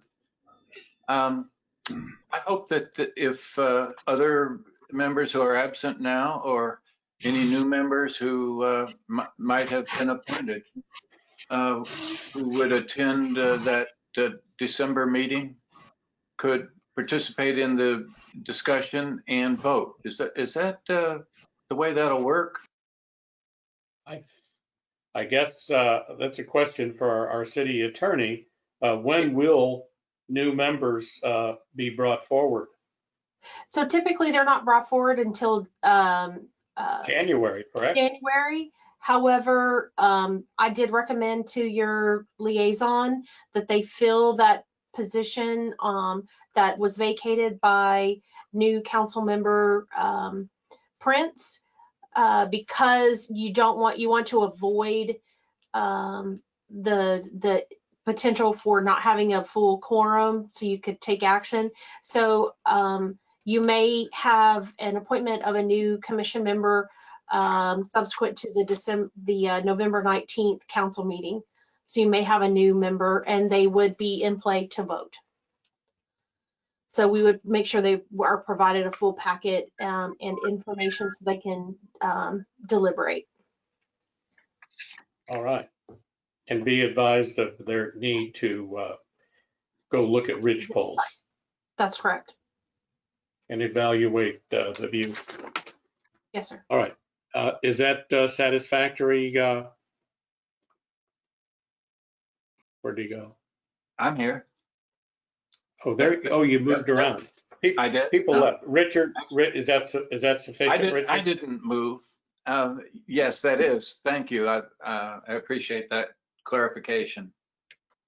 All right. So we're going to move to item number 3. 20-1696-SP-E, consideration of special exception application pursuant to section 11.60 of chapter 14 to allow an increase in the maximum height allowed by table A of chapter 14 from 18 to 27 feet for a single family residence at 21105 Green Park Drive, Country Club Estates, section 7, lot 1470. And Roy, if you would take us through the presentation. Yes, sir.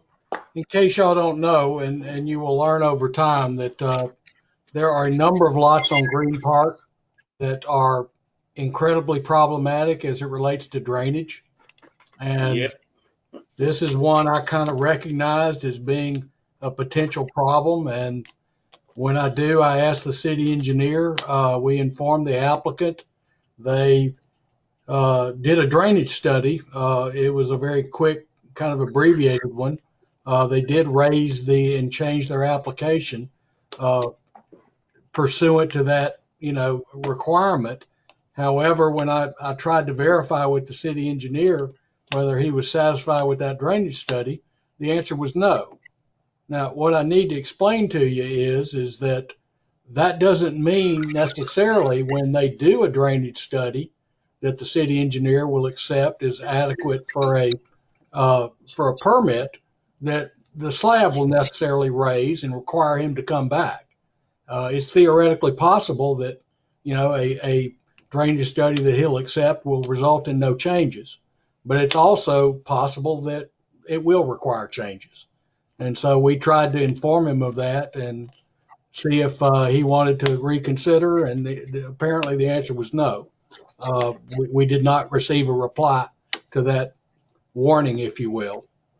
The other thing that was a little disconcerting, which I mentioned in the staff report, is that what we have apparently is a set of prototype drawings that includes an option for a second floor, but it also includes an option for there not to be a second floor. And we're not sure which we have here. We have a first floor drawing that has no stairs, but we have an elevation that shows an optional second floor.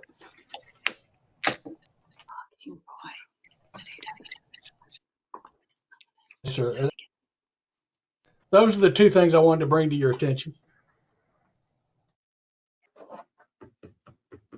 Yes, So Tom. I mean, the drainage issues, his, I guess, waffling on his plans. I mean, that really doesn't affect our decision tonight. I mean, before us is just a height exception where that height is going to be absolutely views.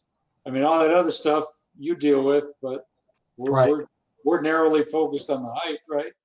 Right. He may fix it to the satisfaction of the city engineer without raising the slab. There's no reason to assume that he can't fix it. Right. But we did call it to his attention, and I'm not sure there was anybody looked at it after that. So I mean, it's also possible that he'll be back in front of you. We don't know, and I'm not sure anybody knows yet. Well, what we asked him to do was figure that out. Well, wouldn't the concern be is so if he has to come up because of the drainage issues, then he's going to have to ask for a higher variance. Is that correct, Roy? Yes, sir. Or build a lower house. There you go. But once again, there are other ways to address the volume of water that he'll have to deal with without necessarily raising the slab anymore. That's one way to do it. It's not the only way to do it.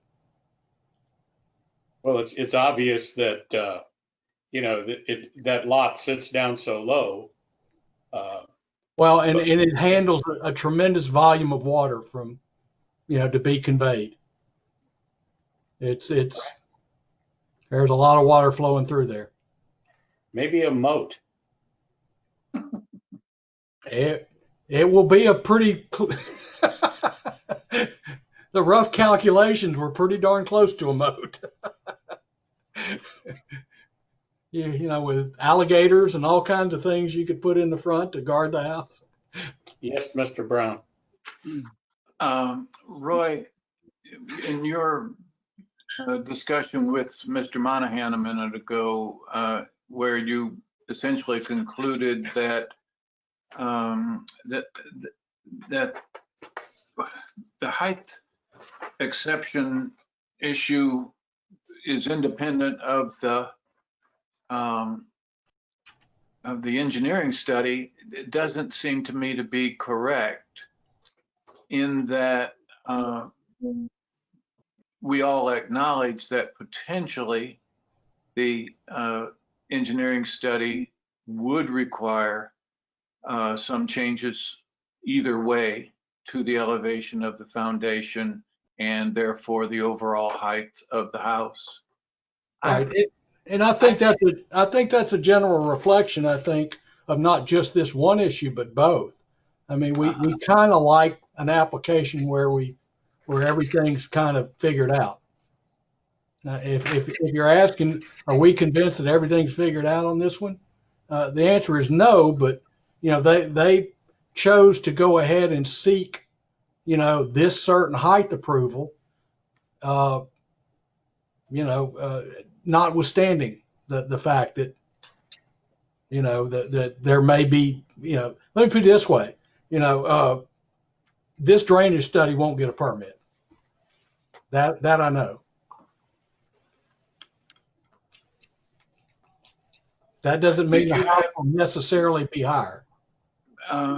Mr. Jumbo, did you have the opportunity to explain to the applicant that if the height exception request is denied, that this same application cannot be pursued again for a year? I did not specifically bring that to his attention, no, sir. But that is a general requirement that relates to all zoning applications. Okay, so maybe I've made it clear to him now. Okay, thank you, sir. But conversely, if we were to approve this height request tonight, and then all these studies determine that for that same design, he needs 2 or 3 feet more, then he has to come back and ask for another height exception, right? That is correct. And like I said, and there are other ways to address this, and they may be affordable. You know, it just depends. You know, I think I had this conversation with Aaron today. I've been doing this a long time. Every time I think I know how it's going to turn out before I do the work, I'm seldom right. You know, the only way to know is to do the work. There are no shortcuts that I'm aware of. So if there isn't any other questions of the staff at this time, let's go ahead and ask the applicant to make the presentation.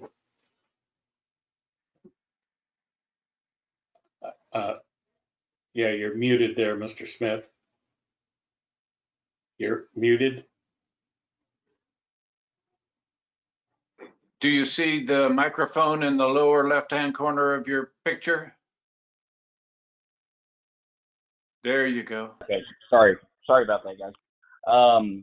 So I'm Brian Smith. I'm with Caledonia Builders, and like Roy said, I mean, there's 2 things here. There's one is the drainage study, and there's one is the height variance. And obviously tonight we're looking for the height variance. As you all know, there's been talk about having drainage issues on this lot. We were made aware of that by the city, by Roy and his team. We retained an engineer. They provided a design, the licensed engineer provided a design for us to mitigate those drainage issues. Whether or not the city engineer is saying that those are, you know, he would accept those or not, to be honest, I'm not an engineer. So I would like to leave it up to those 2 engineers to discuss and formulate a plan. And talking with my engineer, this is the worst case scenario as far as the slab height. So in that case, it may be lower, But in his mind, this is the worst case. I mean, anyone that builds on this lot is going to have a taller slab than normal. It cannot be 18 inches off of grade. So would I like to build a house that doesn't have a foundation installed? Absolutely. And can we get there with the city engineer's help? Possibly so. I don't think it's going to be any higher than this. We're coming to the council to get approval for this height variance so we can move forward in, collectively, getting together to produce a design that is sufficient for the city for the drainage. But I at this time, I mean, the 9 feet, for anyone to build a house on this house or on this lot, it will have to be higher than that, the slab. So Roy said there's other items that can be done. Absolutely, I agree. But then again, I'm not an engineer. So I'd like for them to discuss that point. But specifically to the height variance, as the agenda states, there is no view that's being obstructed for this particular lot. It is a 2-story. It has a bonus room upstairs. And yes, this is a plan that has an option. So we would draw on the stairs and go through the proper permitting process to have all the plans, all the engineering and everything that they need to approve the design for a permit. But as we speak tonight, we're simply asking for a height variance at this maximum height so that we can go forward with the city to get our engineer with their engineer to work out a design that they're comfortable with to mitigate any potential drainage issues that would affect any of the neighbors. Thank you, Mr. Smith. Any questions of the applicant from members of the commission at this time?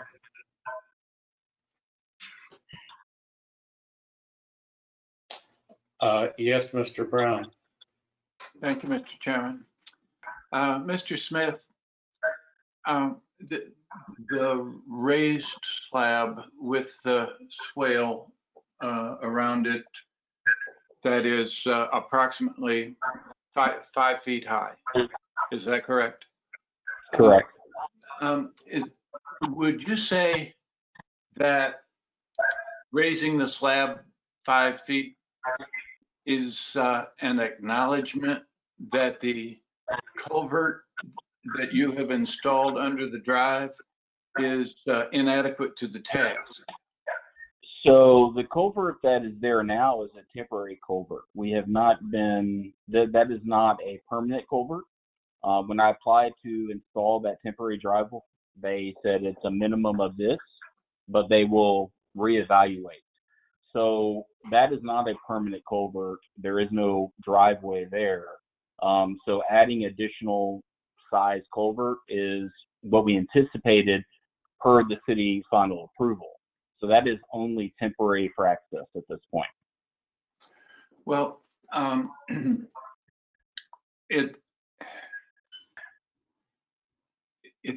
it seems difficult. I guess maybe you could do multiple culverts, but it seems difficult to have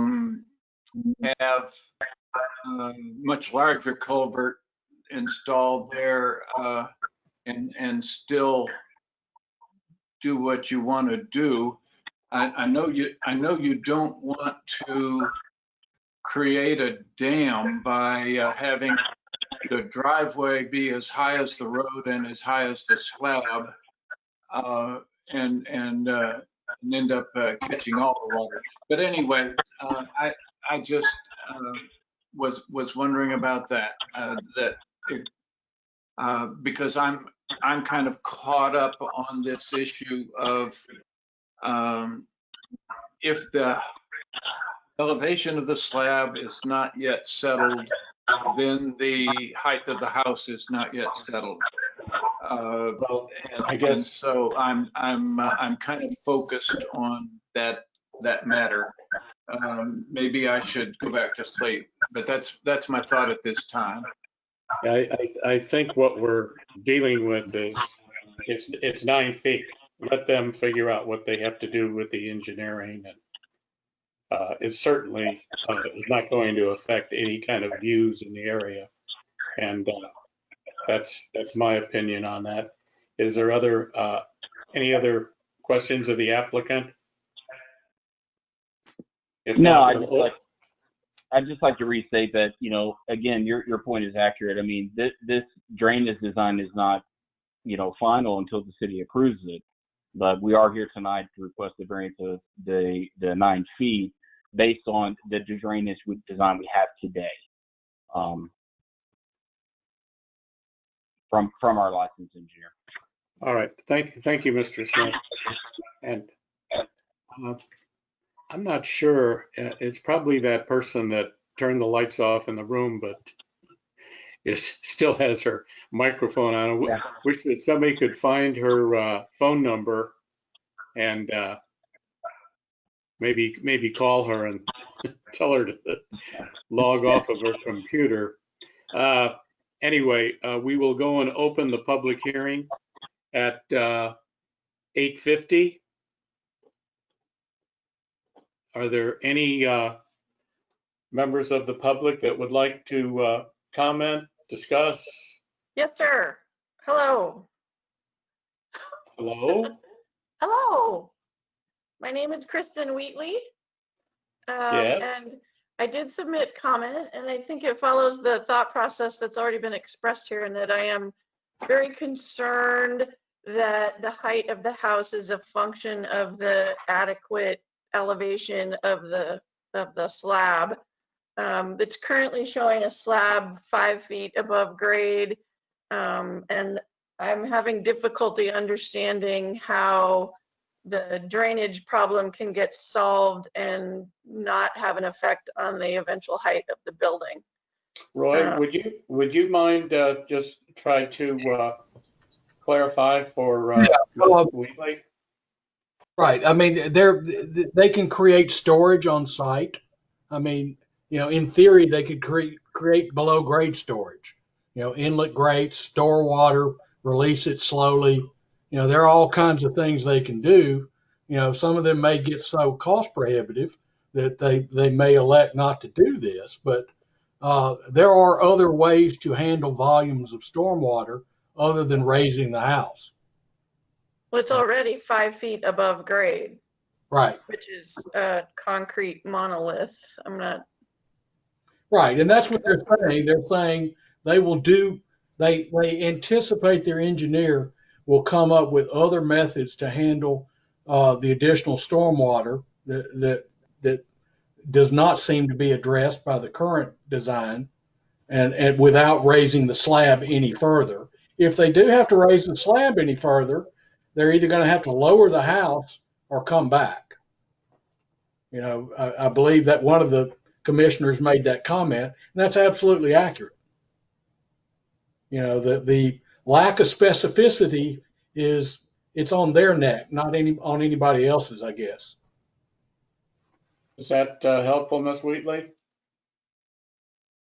In that if we try to separate the conversation regarding the drainage and I agree completely. There is no question about the view. I have no concern over that. I'm more concerned that we're trying to avoid the drainage problem by making the house higher, which bothers me because the higher that house is, the more likely it is to dam that water. Yep. The house, the driveway, the garage, everything else that's, Yeah, and I'll be honest with you, and once again, I'm not trying to make excuses, but it wasn't very long ago where we did not have a full-time city engineer where we could call him with these kind of things, and there was nobody to call.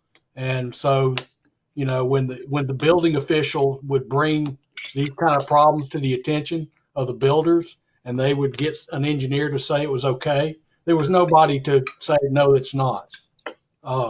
We have that luxury now. We expect to do a better job. I don't have a concern over the height of the building, but I will be happy to be back with an expressed concern when it comes time to deal with the drainage problem. And I promise you, we're 100% aboard. The drainage problem has not been solved yet, and that was the point of the staff report.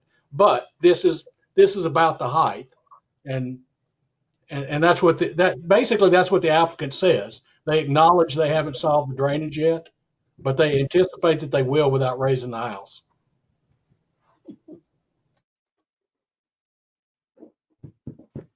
Thank you. All right, thank you, Ms. Wheatley. Any other comments from the public during the public hearing? Okay, then we will close the public hearing at 8:55.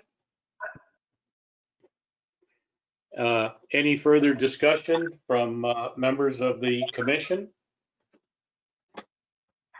From just purely a height perspective, which is what's before us today, and irrespective of any of the drainage issues to be resolved, from the height that's proposed, I mean, I just don't see any problem with views. So I don't see why we wouldn't approve it, I guess. Thank you, Tom. Any other comments at this point? If not, I will go ahead and make a motion that item number 20-1696 SPE, that's consideration of special exception to grant a special exception application pursuant to section 1160 of chapter 14 to allow an increase to a maximum height by table A of chapter 14 from 18 feet to 27 feet for a single family residence at 21105 Green Park Drive, Country Club Estates, section 7, lot 1470. Is there a second? Seconded by Alan. Everything sound in order, Ms. Silvera? Thank you. And any further discussion on this motion and second? All in favor? Mr. Brown had some kind of comment. Discussion. Mr. Chairman, I'm sorry that I wasn't recognized. I was waving my hand when you asked if there was any discussion. I just had a procedural question. I know that usually items like this are already docketed on the agenda for the council for their next meeting.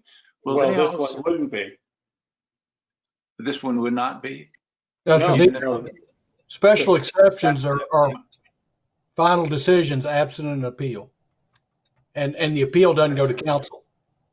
Thank you. I forgot. I had my blinders on there and I was, thank you all. All right. Any other discussion? All in favor? Aye. Any opposed? It's opposed by Charles? No. I'm sorry. Aye.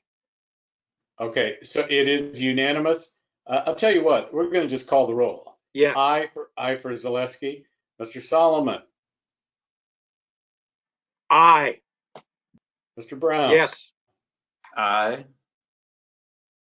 Mr. Monahan. Aye. Mr. Hagler. Aye.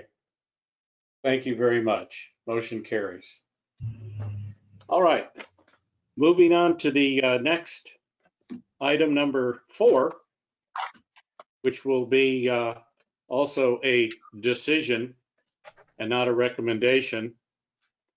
This is 201700 SPE, consideration of a special exception application to section 11.60 of chapter 14 to allow an increase in the maximum height allowed by table A, chapter 14 from 15 feet to 26 feet, 1.1 for a single family residence at 3104 Point Cove, Highland Lakes Estates, section 22, lot 22031. And I just want to verify, if you'll just kind of show me, raise your hand, that you have all had an opportunity to actually see. Okay, all right, thank you. So Roy, if you would present the staff presentation. Well, this one is kind of amazing. These are the shrewdest property owners I've ever seen. Everybody that owns a lakefront lot bought up all the lots across the street that might be impacted by their views. They kind of, there's no opposition. They own it all. It's kind of amazing. The only other thing I would bring to your attention is that once again, most of the houses immediately adjacent to it are built to the lower floodplain that, you know, that was 6 feet lower than this. So this one, even by right, would appear taller than the ones near it. The only one that's really built to the current standard is the one closer to the end of the cul-de-sac on Point Cove. That's the one that, and that one is no special exception. That's the one that's built, you know, to the exact by right height, to the inch, I might add.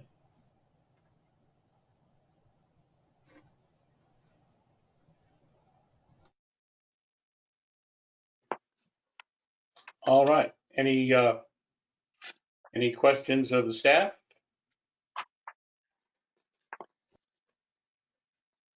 The red marks are about addition errors, nothing serious. Roy, there was one thing I just maybe for clarification. One of the things that stated it was the relevant ordinance provisions, comprehensive plan considerations that you had put in there. That is that a future agenda item? Otherwise, it would be lower rather than an increase the height and the number of stories allowed by the ordinance. A clarification seems in order. Yeah, and I don't know if you guys remembered when we redid this, not the ridge poles, but when we did the real bulk of the work of the changes, there was kind of a discussion about, you know, the absolute height and whether it would be from the center, geometric center of the slab. And, you know, that discussion was kind of a last minute thing. This application made me realize there are lots in the floodplain where that makes no sense. And that we might have to look at that standard in light of the floodplain. Very good. So maybe a future agenda item, correct? Yeah, Tom and I may have to exchange some emails over that, figure out exactly what to do. All right. Any other questions of the staff at this point? All right, then we'll go on with the applicant presentation. Yeah, this is Brian Smith with Caledonia again. Yeah, so this home is obviously the floodplain getting raised had an impact. It is a two-story home. The owner does own the lot across the street, as Roy mentioned. I think he bought that before he knew he was going to build a house next door. However, you know, there is no view impact. I mean, even putting a house in the lot he owns at, you know, above the floodplain at 15 feet, the view is totally obstructed. It's right in front of it. So he would like to build this house. You know, we've got the documentation there. It is going to be a very beautiful home. It's going to add to Lago Vista in general. You know, we're excited to get it underway. So we'd look for the council to try to approve this, make a decision, and we'd like to move forward. So we appreciate it. Thank you, Brian. Any questions of the applicant from members of the commission? I don't see any there. Then we'll open the public hearing at 9:04. Any members of the public wanting to make a comment?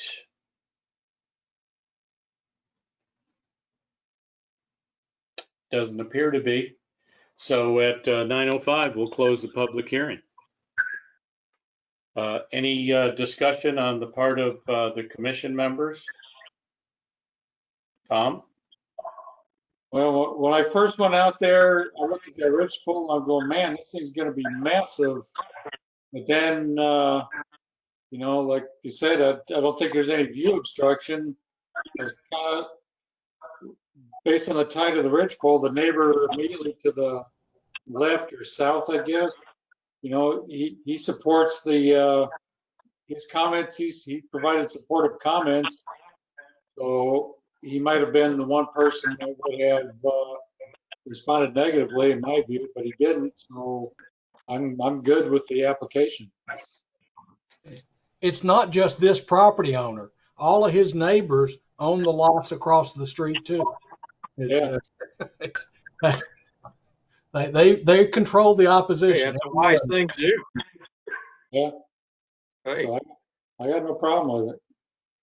I did have some negative comments from the kayakers from Pace Bend Park that were, you know, but anyway, that's another thing. So, any further discussion on the part of the commission members? If not, would someone like to make a motion? I will if you give me a minute to look at the item number. Got to scroll down to my. It is 1700. 20-1700 FPE. Oh, here it is. Okay, I'll make a motion for agenda item 4,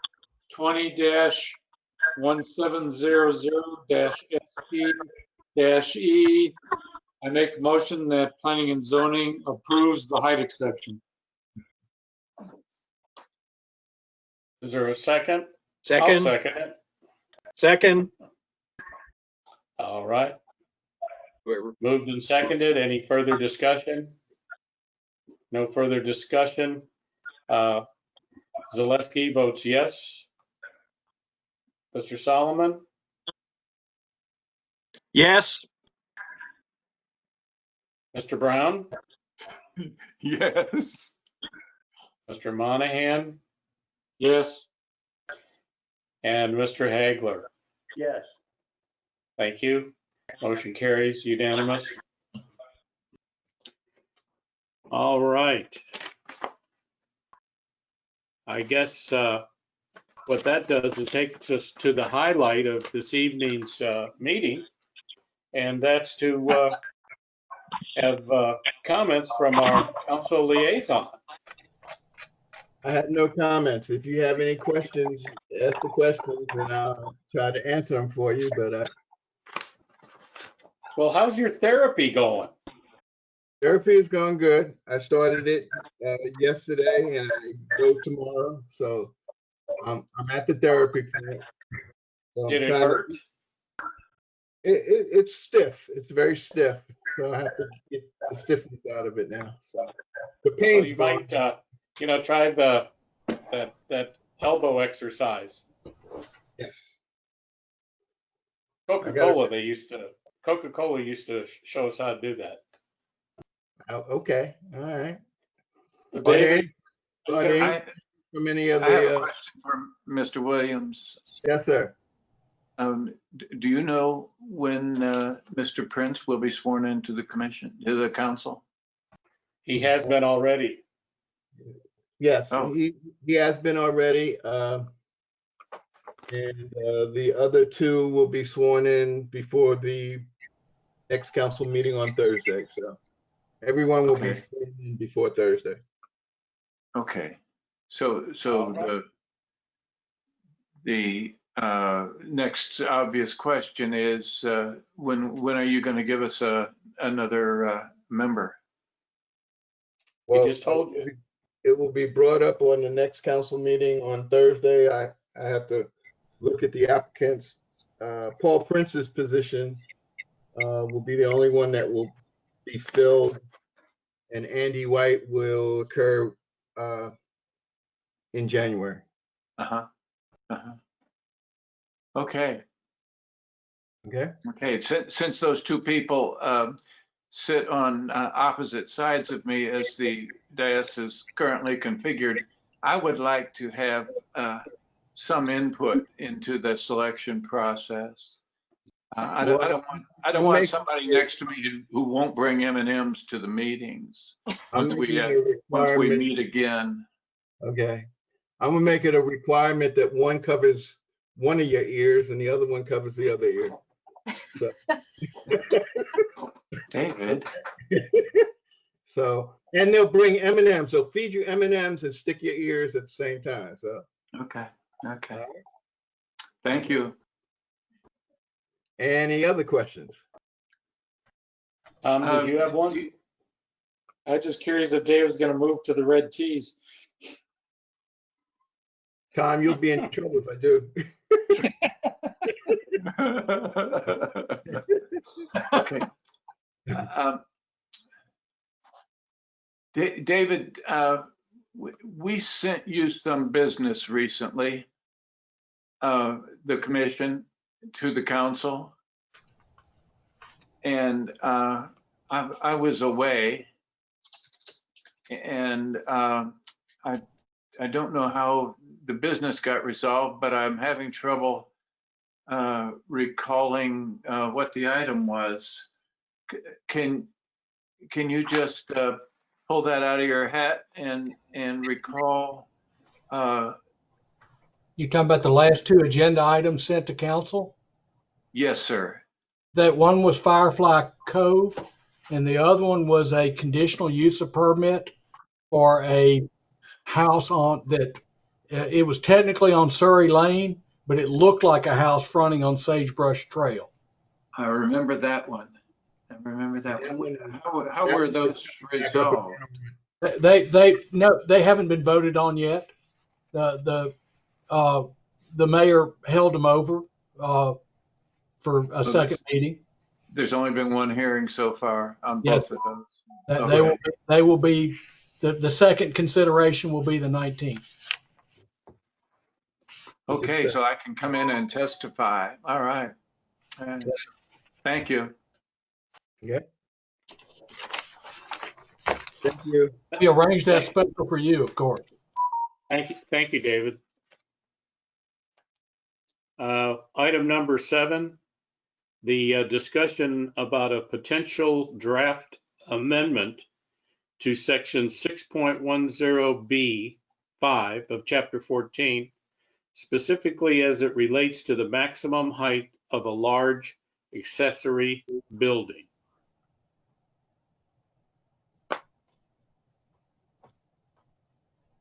Roy, if you'd like to. Yes, sir. And I just need to remind you, this is, it got brought up at the last meeting because of that other application. We missed the deadline to advertise a public hearing. So this is a business item discussion only. We will not be able to forward a recommendation yet. It has been advertised for a public hearing has been advertised for your next meeting. But Tom took it on and it's set for a comma here and there sort of thing. I suspect it'll look very much like this when it comes back to you with a formal draft for a public hearing next month.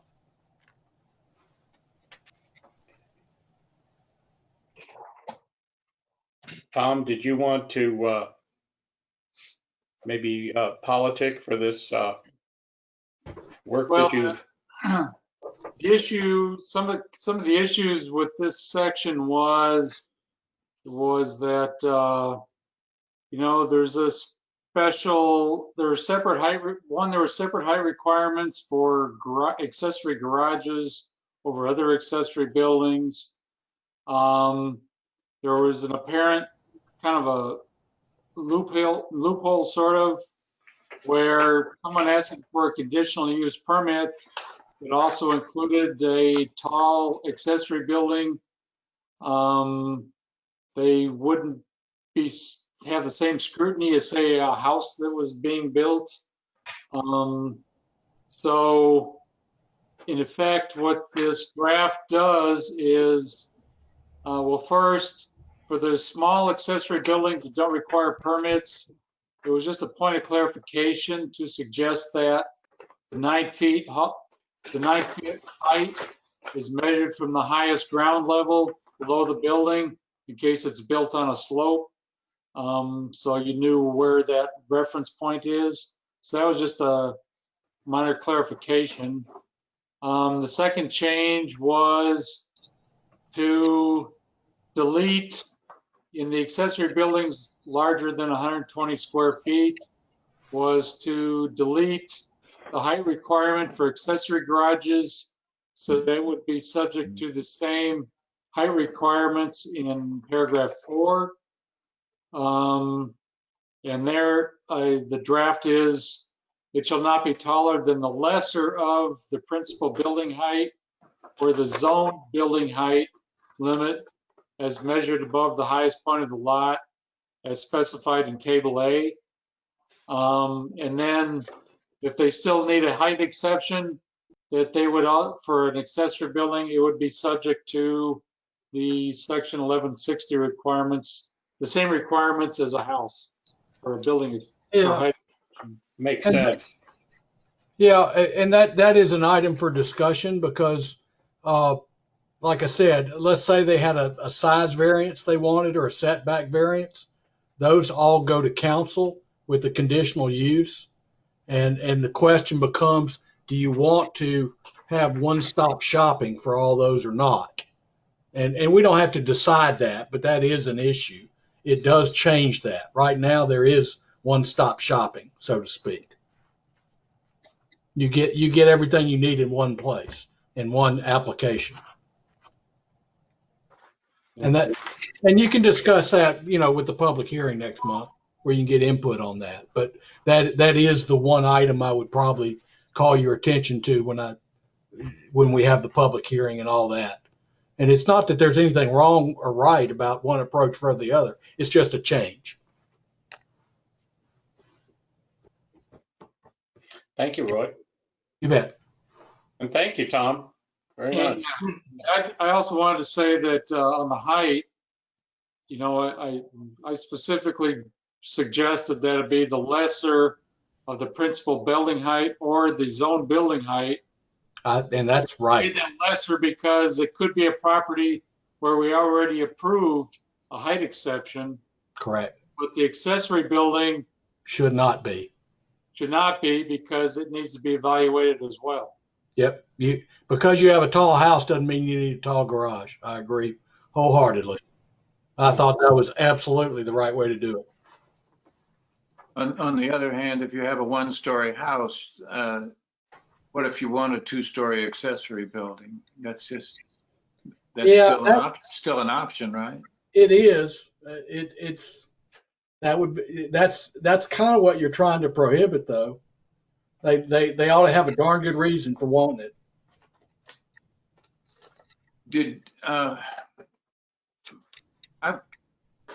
You remember the building in question on Surrey? I think that was on Surrey, where the building was essentially outfitted to be a second living area. And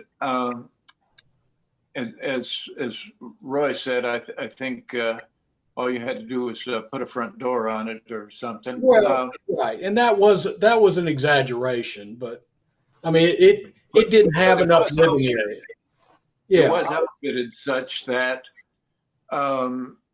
you could build that as an accessory building, and then it quickly becomes a second living area, a second home potentially, an Airbnb, a place for your mother-in-law, whatever. And don't we want to treat a building that could be a living quarters different from just an accessory building? Yeah, we don't now, and that was brought up at council. Some council members didn't realize we allowed secondary residential uses. I knew we had one in the past where they got around it by building an accessory building, but they did not build a driveway to the second building. They just kind of connected with a walkway from the primary residence to the accessory building, but the accessory building was occupied by, I don't know, a grandmother or something like that, but it was 2 living quarters on one lot. Right. And we allow that. We do not allow them to be metered separately.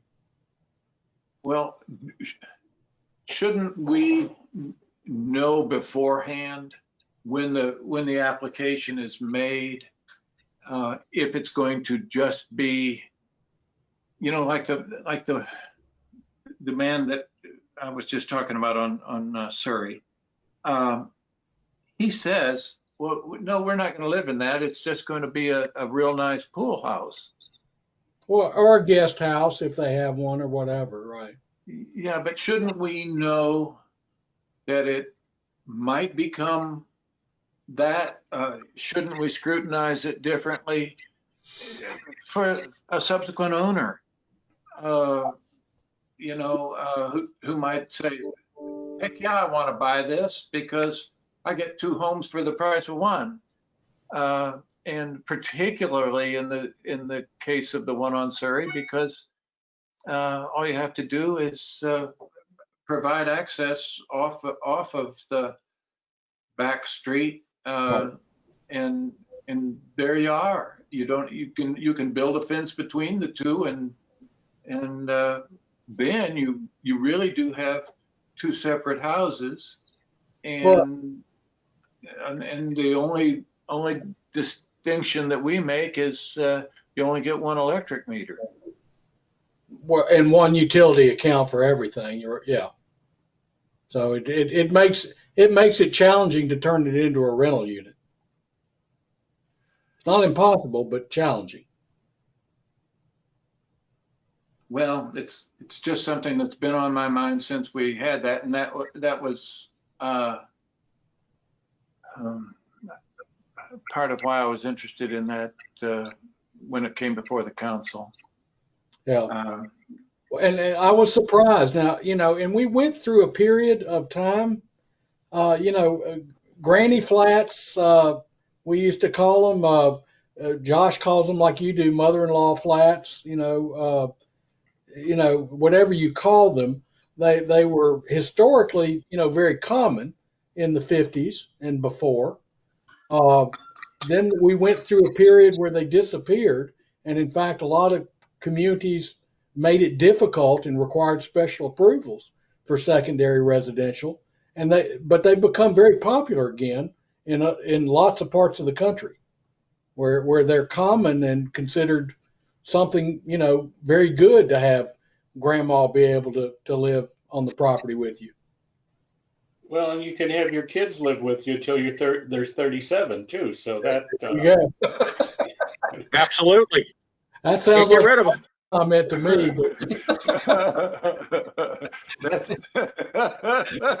That's certainly true. Paul, Do we have any prohibition against leasing? No, sir. Secondary residences? The only control is the inability to have separate utility counts. Okay. That can make it a little nerve-wracking if you rent to strangers, but if that were going to be changed, would that impetus for that change begin with the commission? Well, or the city council can charge you with that task, but yeah, it's got to come through you at some point. Yes, sir. It would be a Chapter 14 amendment. Mr. Roberts, were you trying to get our attention? I I've so enjoyed watching you gentlemen this evening. It's actually quite a bit to take in. There's so much detail, so much to learn. I just have a quick question for Roy on this accessory building conversation. I understood you actually said twice that the city does not allow a second meter, correct? That's correct. A scenario that I'm dealing with right now, I'm currently building an accessory building, as you're aware. Well, everybody's head popped. I saw Richard's head pop up on that. It's as you know, it's been permitted and everything. And I'm running power to it, and I was talking to my builder, and I'm currently running a 240 to it, and the max we can piggyback off the house is a 50 amp. And he was telling me that if I want to run a split unit, maybe a little mini washer dryer in there, a microwave, TV in that building, that it would require a 60 amp circuit, and it would necessitate me having to run a line, another line, or effectively a pole, but from the utility box, from the transformer to the building. And would a situation such as mine, would that require another meter? Would that be acceptable to the city? Typically, it would require a bigger panel, right, on your house. And that would probably be cheaper. I hate to tell you. I would be surprised if a separate service was saved you any money at all. I guess what I was interested in is in the city's concern in the bigger picture here, is that if for example, the situation being that this is a detached accessory building, if for whatever reason running the situation necessitated running another meter off of that transformer, I understand you to say that the city would not allow that, correct? Our policy, we would not. Yes, that is correct. Okay. And there are ways to correct the problem without running a new service. Okay. You can backfeed the meter and boost the capacity and create a sub meter off of that without or a sub panel, not a sub meter, but yeah. Gotcha. And I'm not, just to be clear, I'm not asking for selfish reasons. I just want to be sure that that's not an impediment to people in the future. It's not. Good. It's not. They're solutions. Okay. Your electrician may not be aware of them, but they're there. They exist. Windmills and solar panels is an option. Don't forget that. Regarding Commissioner Brown's prognostications aloud regarding the city perhaps needing to be aware of adding accessory buildings like this if the intended purpose is to provide for living quarters. The city currently requires people who want to rent out such a building to, and advertise it on, for example, Airbnb or VRBO. They have to obtain a permit for that, correct? Yes, sir. So perhaps there's something there, Richard, that's kind of along those lines. Well, but that's after the building is built. Right. I would like to have the discussion and have rules in place and have a clear understanding on the part of commission members and council members, and maybe even the city, that we want to do that, and if we want to do that, how we want to handle it. And it's too late to handle it when somebody comes to you and says, oh, by the way, I'm renting that place out that you let me build as an accessory building because I've converted it to living quarters. And so that's that. There are a lot of cities that really do like to have their hand on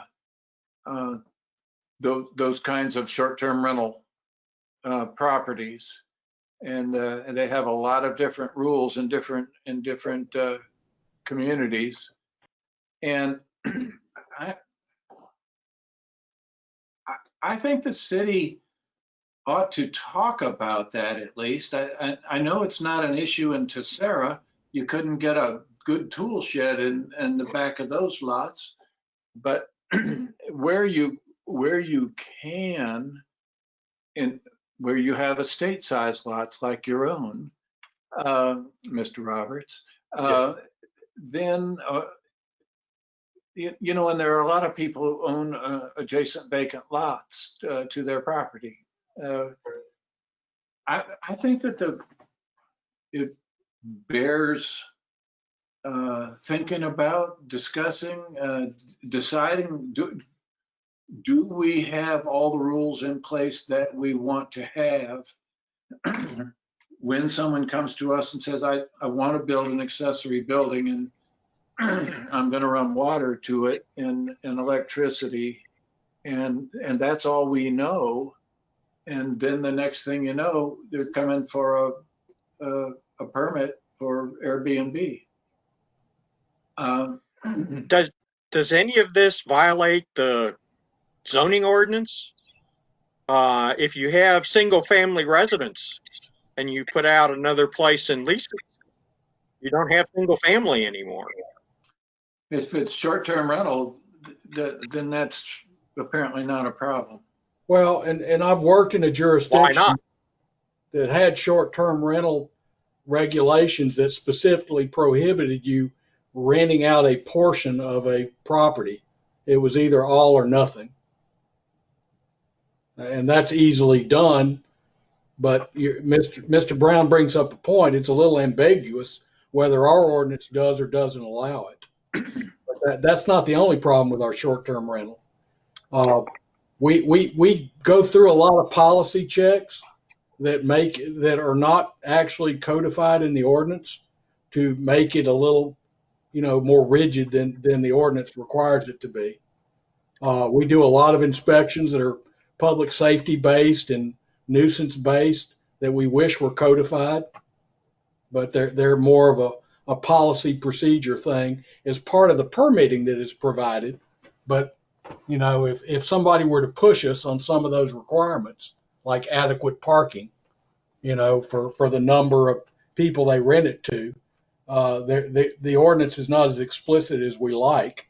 And you bring up a point. When we do get around to rewriting that, maybe that's something that needs to be specifically prohibited. And I've worked as a consultant for 2 cities that had that provision for that reason, so that people couldn't convert rental property or single family into rental property. So hypothetically, As long as it's single family, it shouldn't violate the ordinance. It's when they have 2 rental properties on one that's zoned single family. Well, but when you have 2 different tenants on one property, you can certainly write an ordinance that prohibits that. Okay, because it stands to reason that should violate the single family zoning. And you can make that explicit. Right. But whether you charge rent or it's granny in there, is a distinction that's Granny's not a member of my family. Do what? Yeah, but Granny's a member of my family. Well, I understand, but now you're getting into a whole nother can of worms, if you will, when you start defining family members and that sort of thing. Especially when granny has to be wormed. So, that's right. On something that, if I may interject, this room that you guys see working out of, this is a building. Behind that wall where the cabinets are is a warehouse. It's basically a 2-car garage plus a boat garage. And this area I'm in is my office, but I future-proofed it so that it could be living quarters for so that when my parents are no longer able to take care of themselves, I want them here. I don't want to have them off at a nursing home or hospice. I want them here where I can be around them and my children can be around them. And same thing for my in-laws. When you get into the rental situation, is sometimes with the states, you set up trusts, tax deferment and trying to minimize inheritance taxes and stuff, you can set up very complicated trusts, and out of that trust, rent could be paid here as a way of divesting assets from people. So I think you've got to be careful with, is it being rented? Is it family? If there is a discussion, my point is this, it's going to go in a lot of different directions, and not Pandora's box, but there's a lot of different angles on the rental aspect of things if you're going to qualify permitting, acceptance of applications based on who you're renting it to, how are you going to define that, family, extended family, those kinds of things. It's just something we need to be careful about. There's some fair housing implications involved with the definitions of family. You got to be careful about. So hypothetically, if let's say your step cousin from Bratislava is living in your garage, and you're charging him rent, you could have an issue. Well, and like I said, I think one of the more intelligent things, like I said, precluding separate metering is a way that makes it difficult in case you don't know your step cousin from that country that well. Bratislava. Yeah, and don't trust him. And then, precluding short-term rentals, from transients renting it for over short periods of time. I think those are both things that as a practical matter might eliminate all the serious concerns.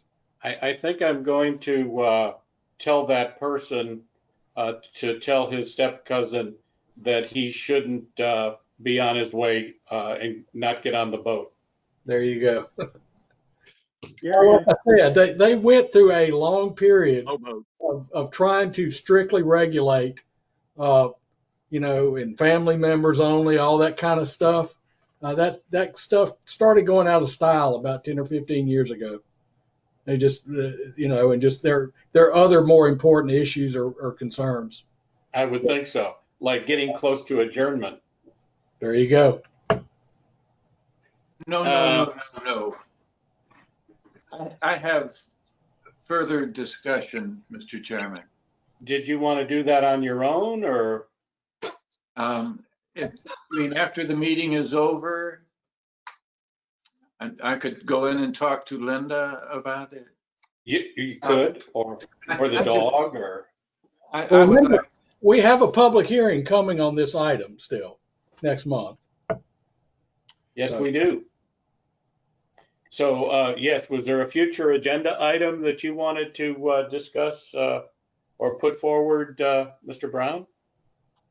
No, Mr. Chairman, I was hoping to continue the discussion on accessory buildings, but I can defer that discussion to a later date. Well, it's going to be on the agenda as more than just a discussion. An actual advertised item. Isn't that correct, Roy? Yes, sir. But we do, this is an agenda item, and I see a lady in the chat that wants to make a public comment. Her name is Rhonda Hendren. Yes. If you would. I've unmuted. Can y'all hear me? Oh, very well. Thank you, Rhonda. Okay, great. I'm just listening to this discussion, and I wanted to make sure that I'm understanding. I understand y'all are talking about an accessory building, but we're not talking about limiting short-term rentals to people who buy like second homes or properties in Lago Vista and use it as short-term rentals, correct? Or are we talking about across the board short-term rentals? I think we're talking about renting out an accessory building as a short-term rental. Okay, perfect. Thank you so much. An accessory building is another building built on the same property as your primary residence. It's a totally different. Like a tool shed.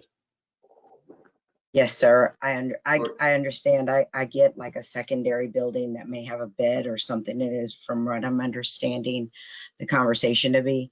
So I was just, as we went down the Airbnb thing, I was just wanting to make sure like we weren't going to make a proposal to limit Airbnbs or short-term rentals for single family who buy secondary homes in our area.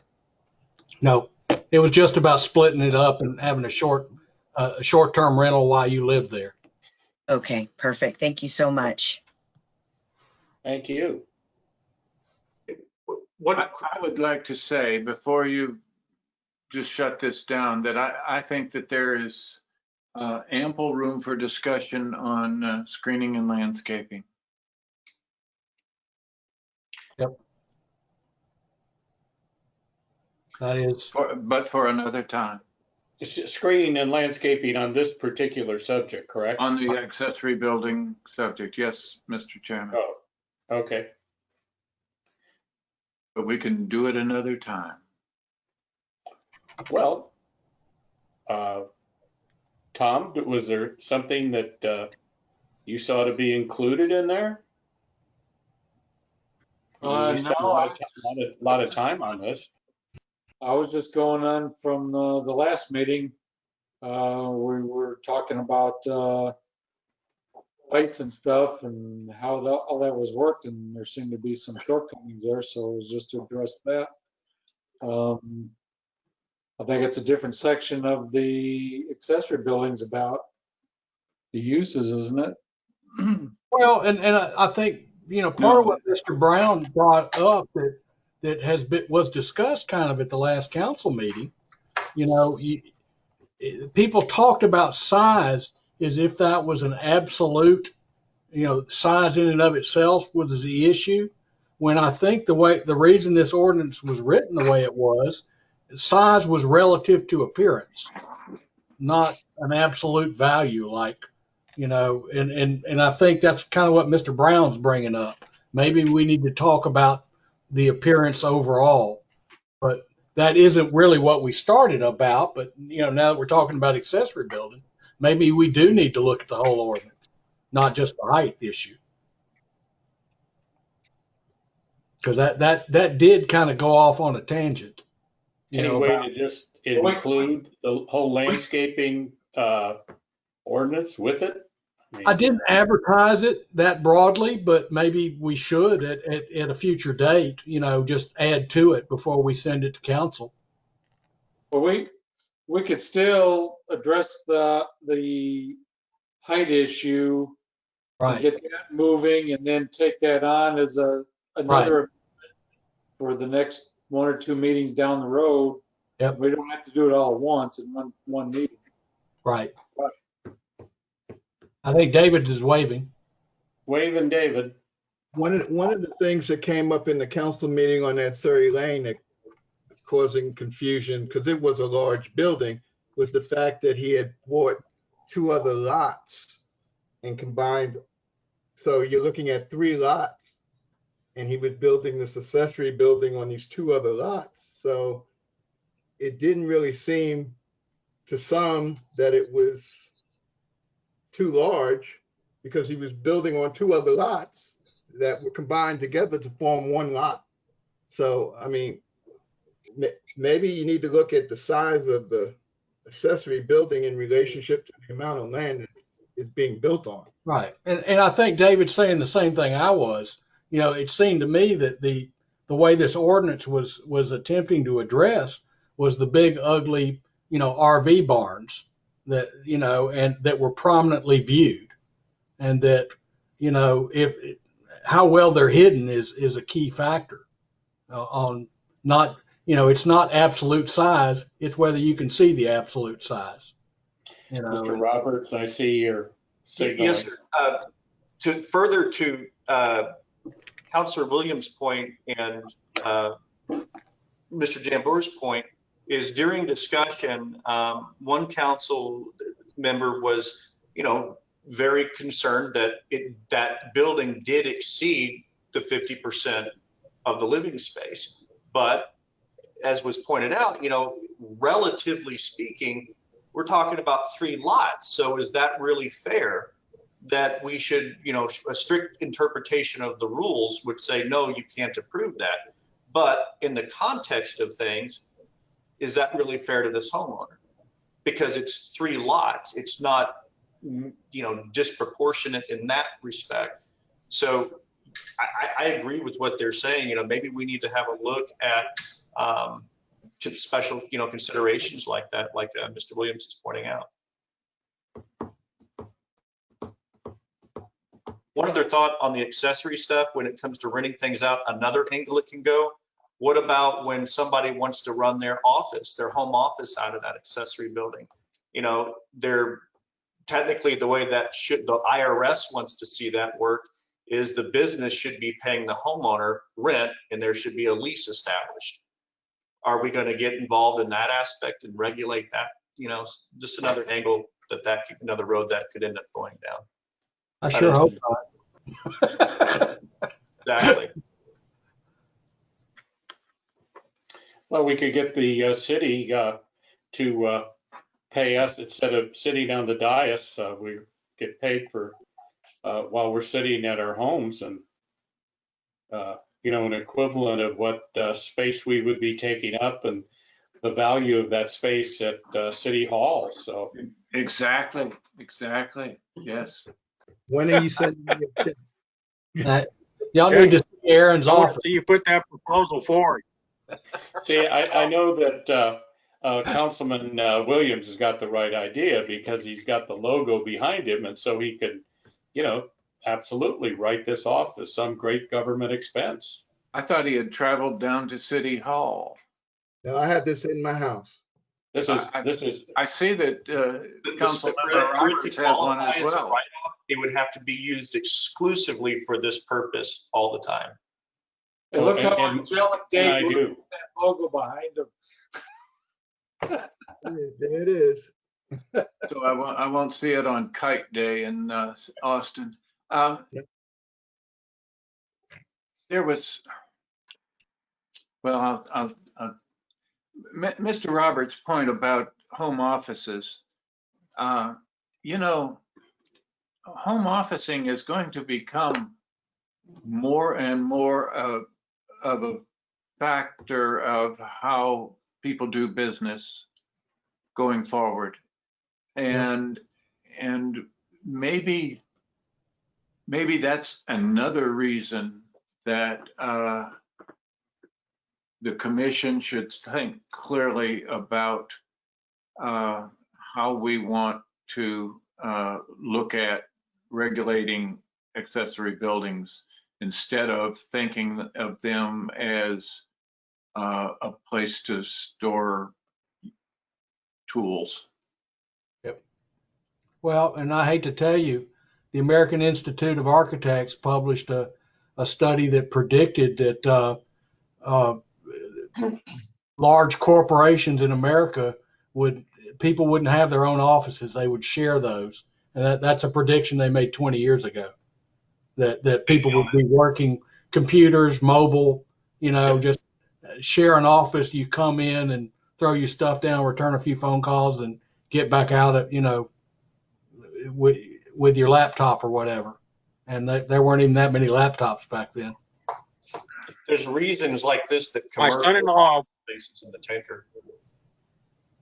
Would you say that again, please? My Mr. son-in-law Roberts? works for a large commercial insurance company, and their 40% of their workforce from now on is going to work from home. So I mean, this isn't COVID related. It's an idea that's been talked about for a long time. But COVID could They be looked at the cost, cutting costs. Yep. One at a time, please.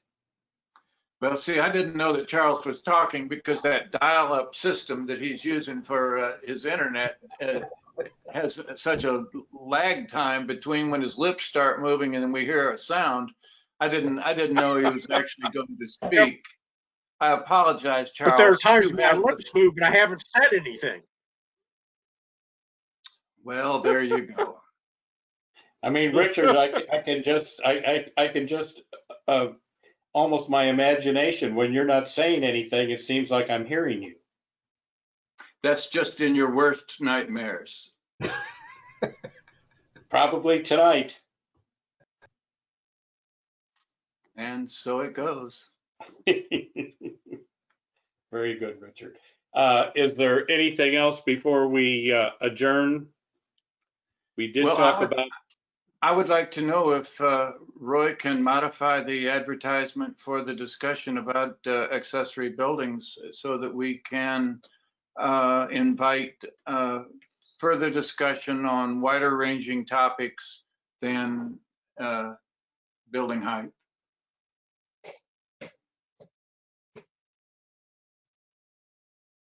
Uh-oh. Well, maybe he heard we were going to adjourn.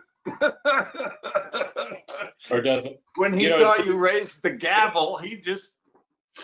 Well, it seems to me that what we did talk about, though, and Tom mentioned it, we can, deal with those other aspects. We can certainly discuss, but we can deal with, those other aspects at another time. Isn't that correct? That's correct, and I'll do what I can. I may be able to still modify. You never know sometimes. They have rules and deadlines, but they don't always enforce them. Gotcha. Just, Mr. Chairman, just real quick, the citizenry, the public is gonna really wanna comment probably on this accessory building use. And you're opening it up to a really long conversation. I would be surprised if people reading it, or if people are aware of the conversation coming up, they're going to want to put a lot of input into it because so many of them are working from home now, and just understand that as if it should be a separate agenda item or not. Something to ponder. Be a lot of public input on that problem. Yeah. The only thing I'd have to modify on the ad, I would just take I would change a section number and remove the word height from the ad. So I will draft that tomorrow and send it to the Hill Country News, and they'll either tell me yes or no. So, but regardless, I mean, we don't have an agenda yet. We just have an ad for a public hearing. Those we can add agenda items. All right. All right then. Mr. Chairman. Mr. Chairman, yes, I hate Linda. to interrupt, but I recommend we adjourn. I'm not quite done.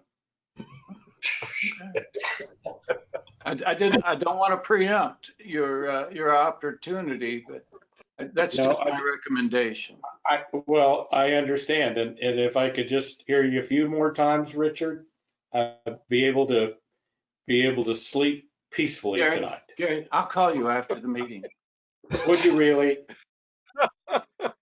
I'll FaceTime you. I'll FaceTime you after the meeting. Oh, well, I haven't learned how to do that yet, but that sounds really exciting. Ask your wife to help you, and as you do with so many of your technical tasks. And that way we could be two-faced, I guess, huh? Sort of. My friends, as a constituent, I appreciate the open discussion. It's been entertaining and educational. And Mr. Cathy, if you're still there, are you related to the Cathys of Chick-fil-A? We're all related. There's a lot of Cathys in Texas. They're in Georgia, but Don Cathy is the son of the founder of Chick-fil-A. Just a little history a little fast food history for y'all. All right. Well, it is now 9:53, and we are adjourned and look forward to next December. Wait a minute, Gary. Are you going to approve them? Are you going to do the consent agenda and approve the minutes? Actually, there are no minutes. Okay. There are no we minutes. screwed up. We have minutes, but they're not the ones I advertised. Okay. They're the ones from last year. We already approved them. They're last year's agenda. Last year's minutes. Alice Roy? has me so confused as to where we are on minutes. Yeah, All right. we'll get there. Hey, just- happy Thank you very Thanksgiving much. to all of you. Happy Thank you. Thanksgiving, and thank you for your service, those of you who are veterans. Thank you. All right, have a good one. Happy birthday, Marines, Charlie. Woo! Mr. Chairman, are we adjourned yet? I think he just left. He Gone. is. He Good just night, left. gentlemen. Boy, he gave us short shrift. Now don't start talking behind his back. Hey, Roy, check your email. I sent you a really cool time-lapse video of the steel structure going up for my accessory building.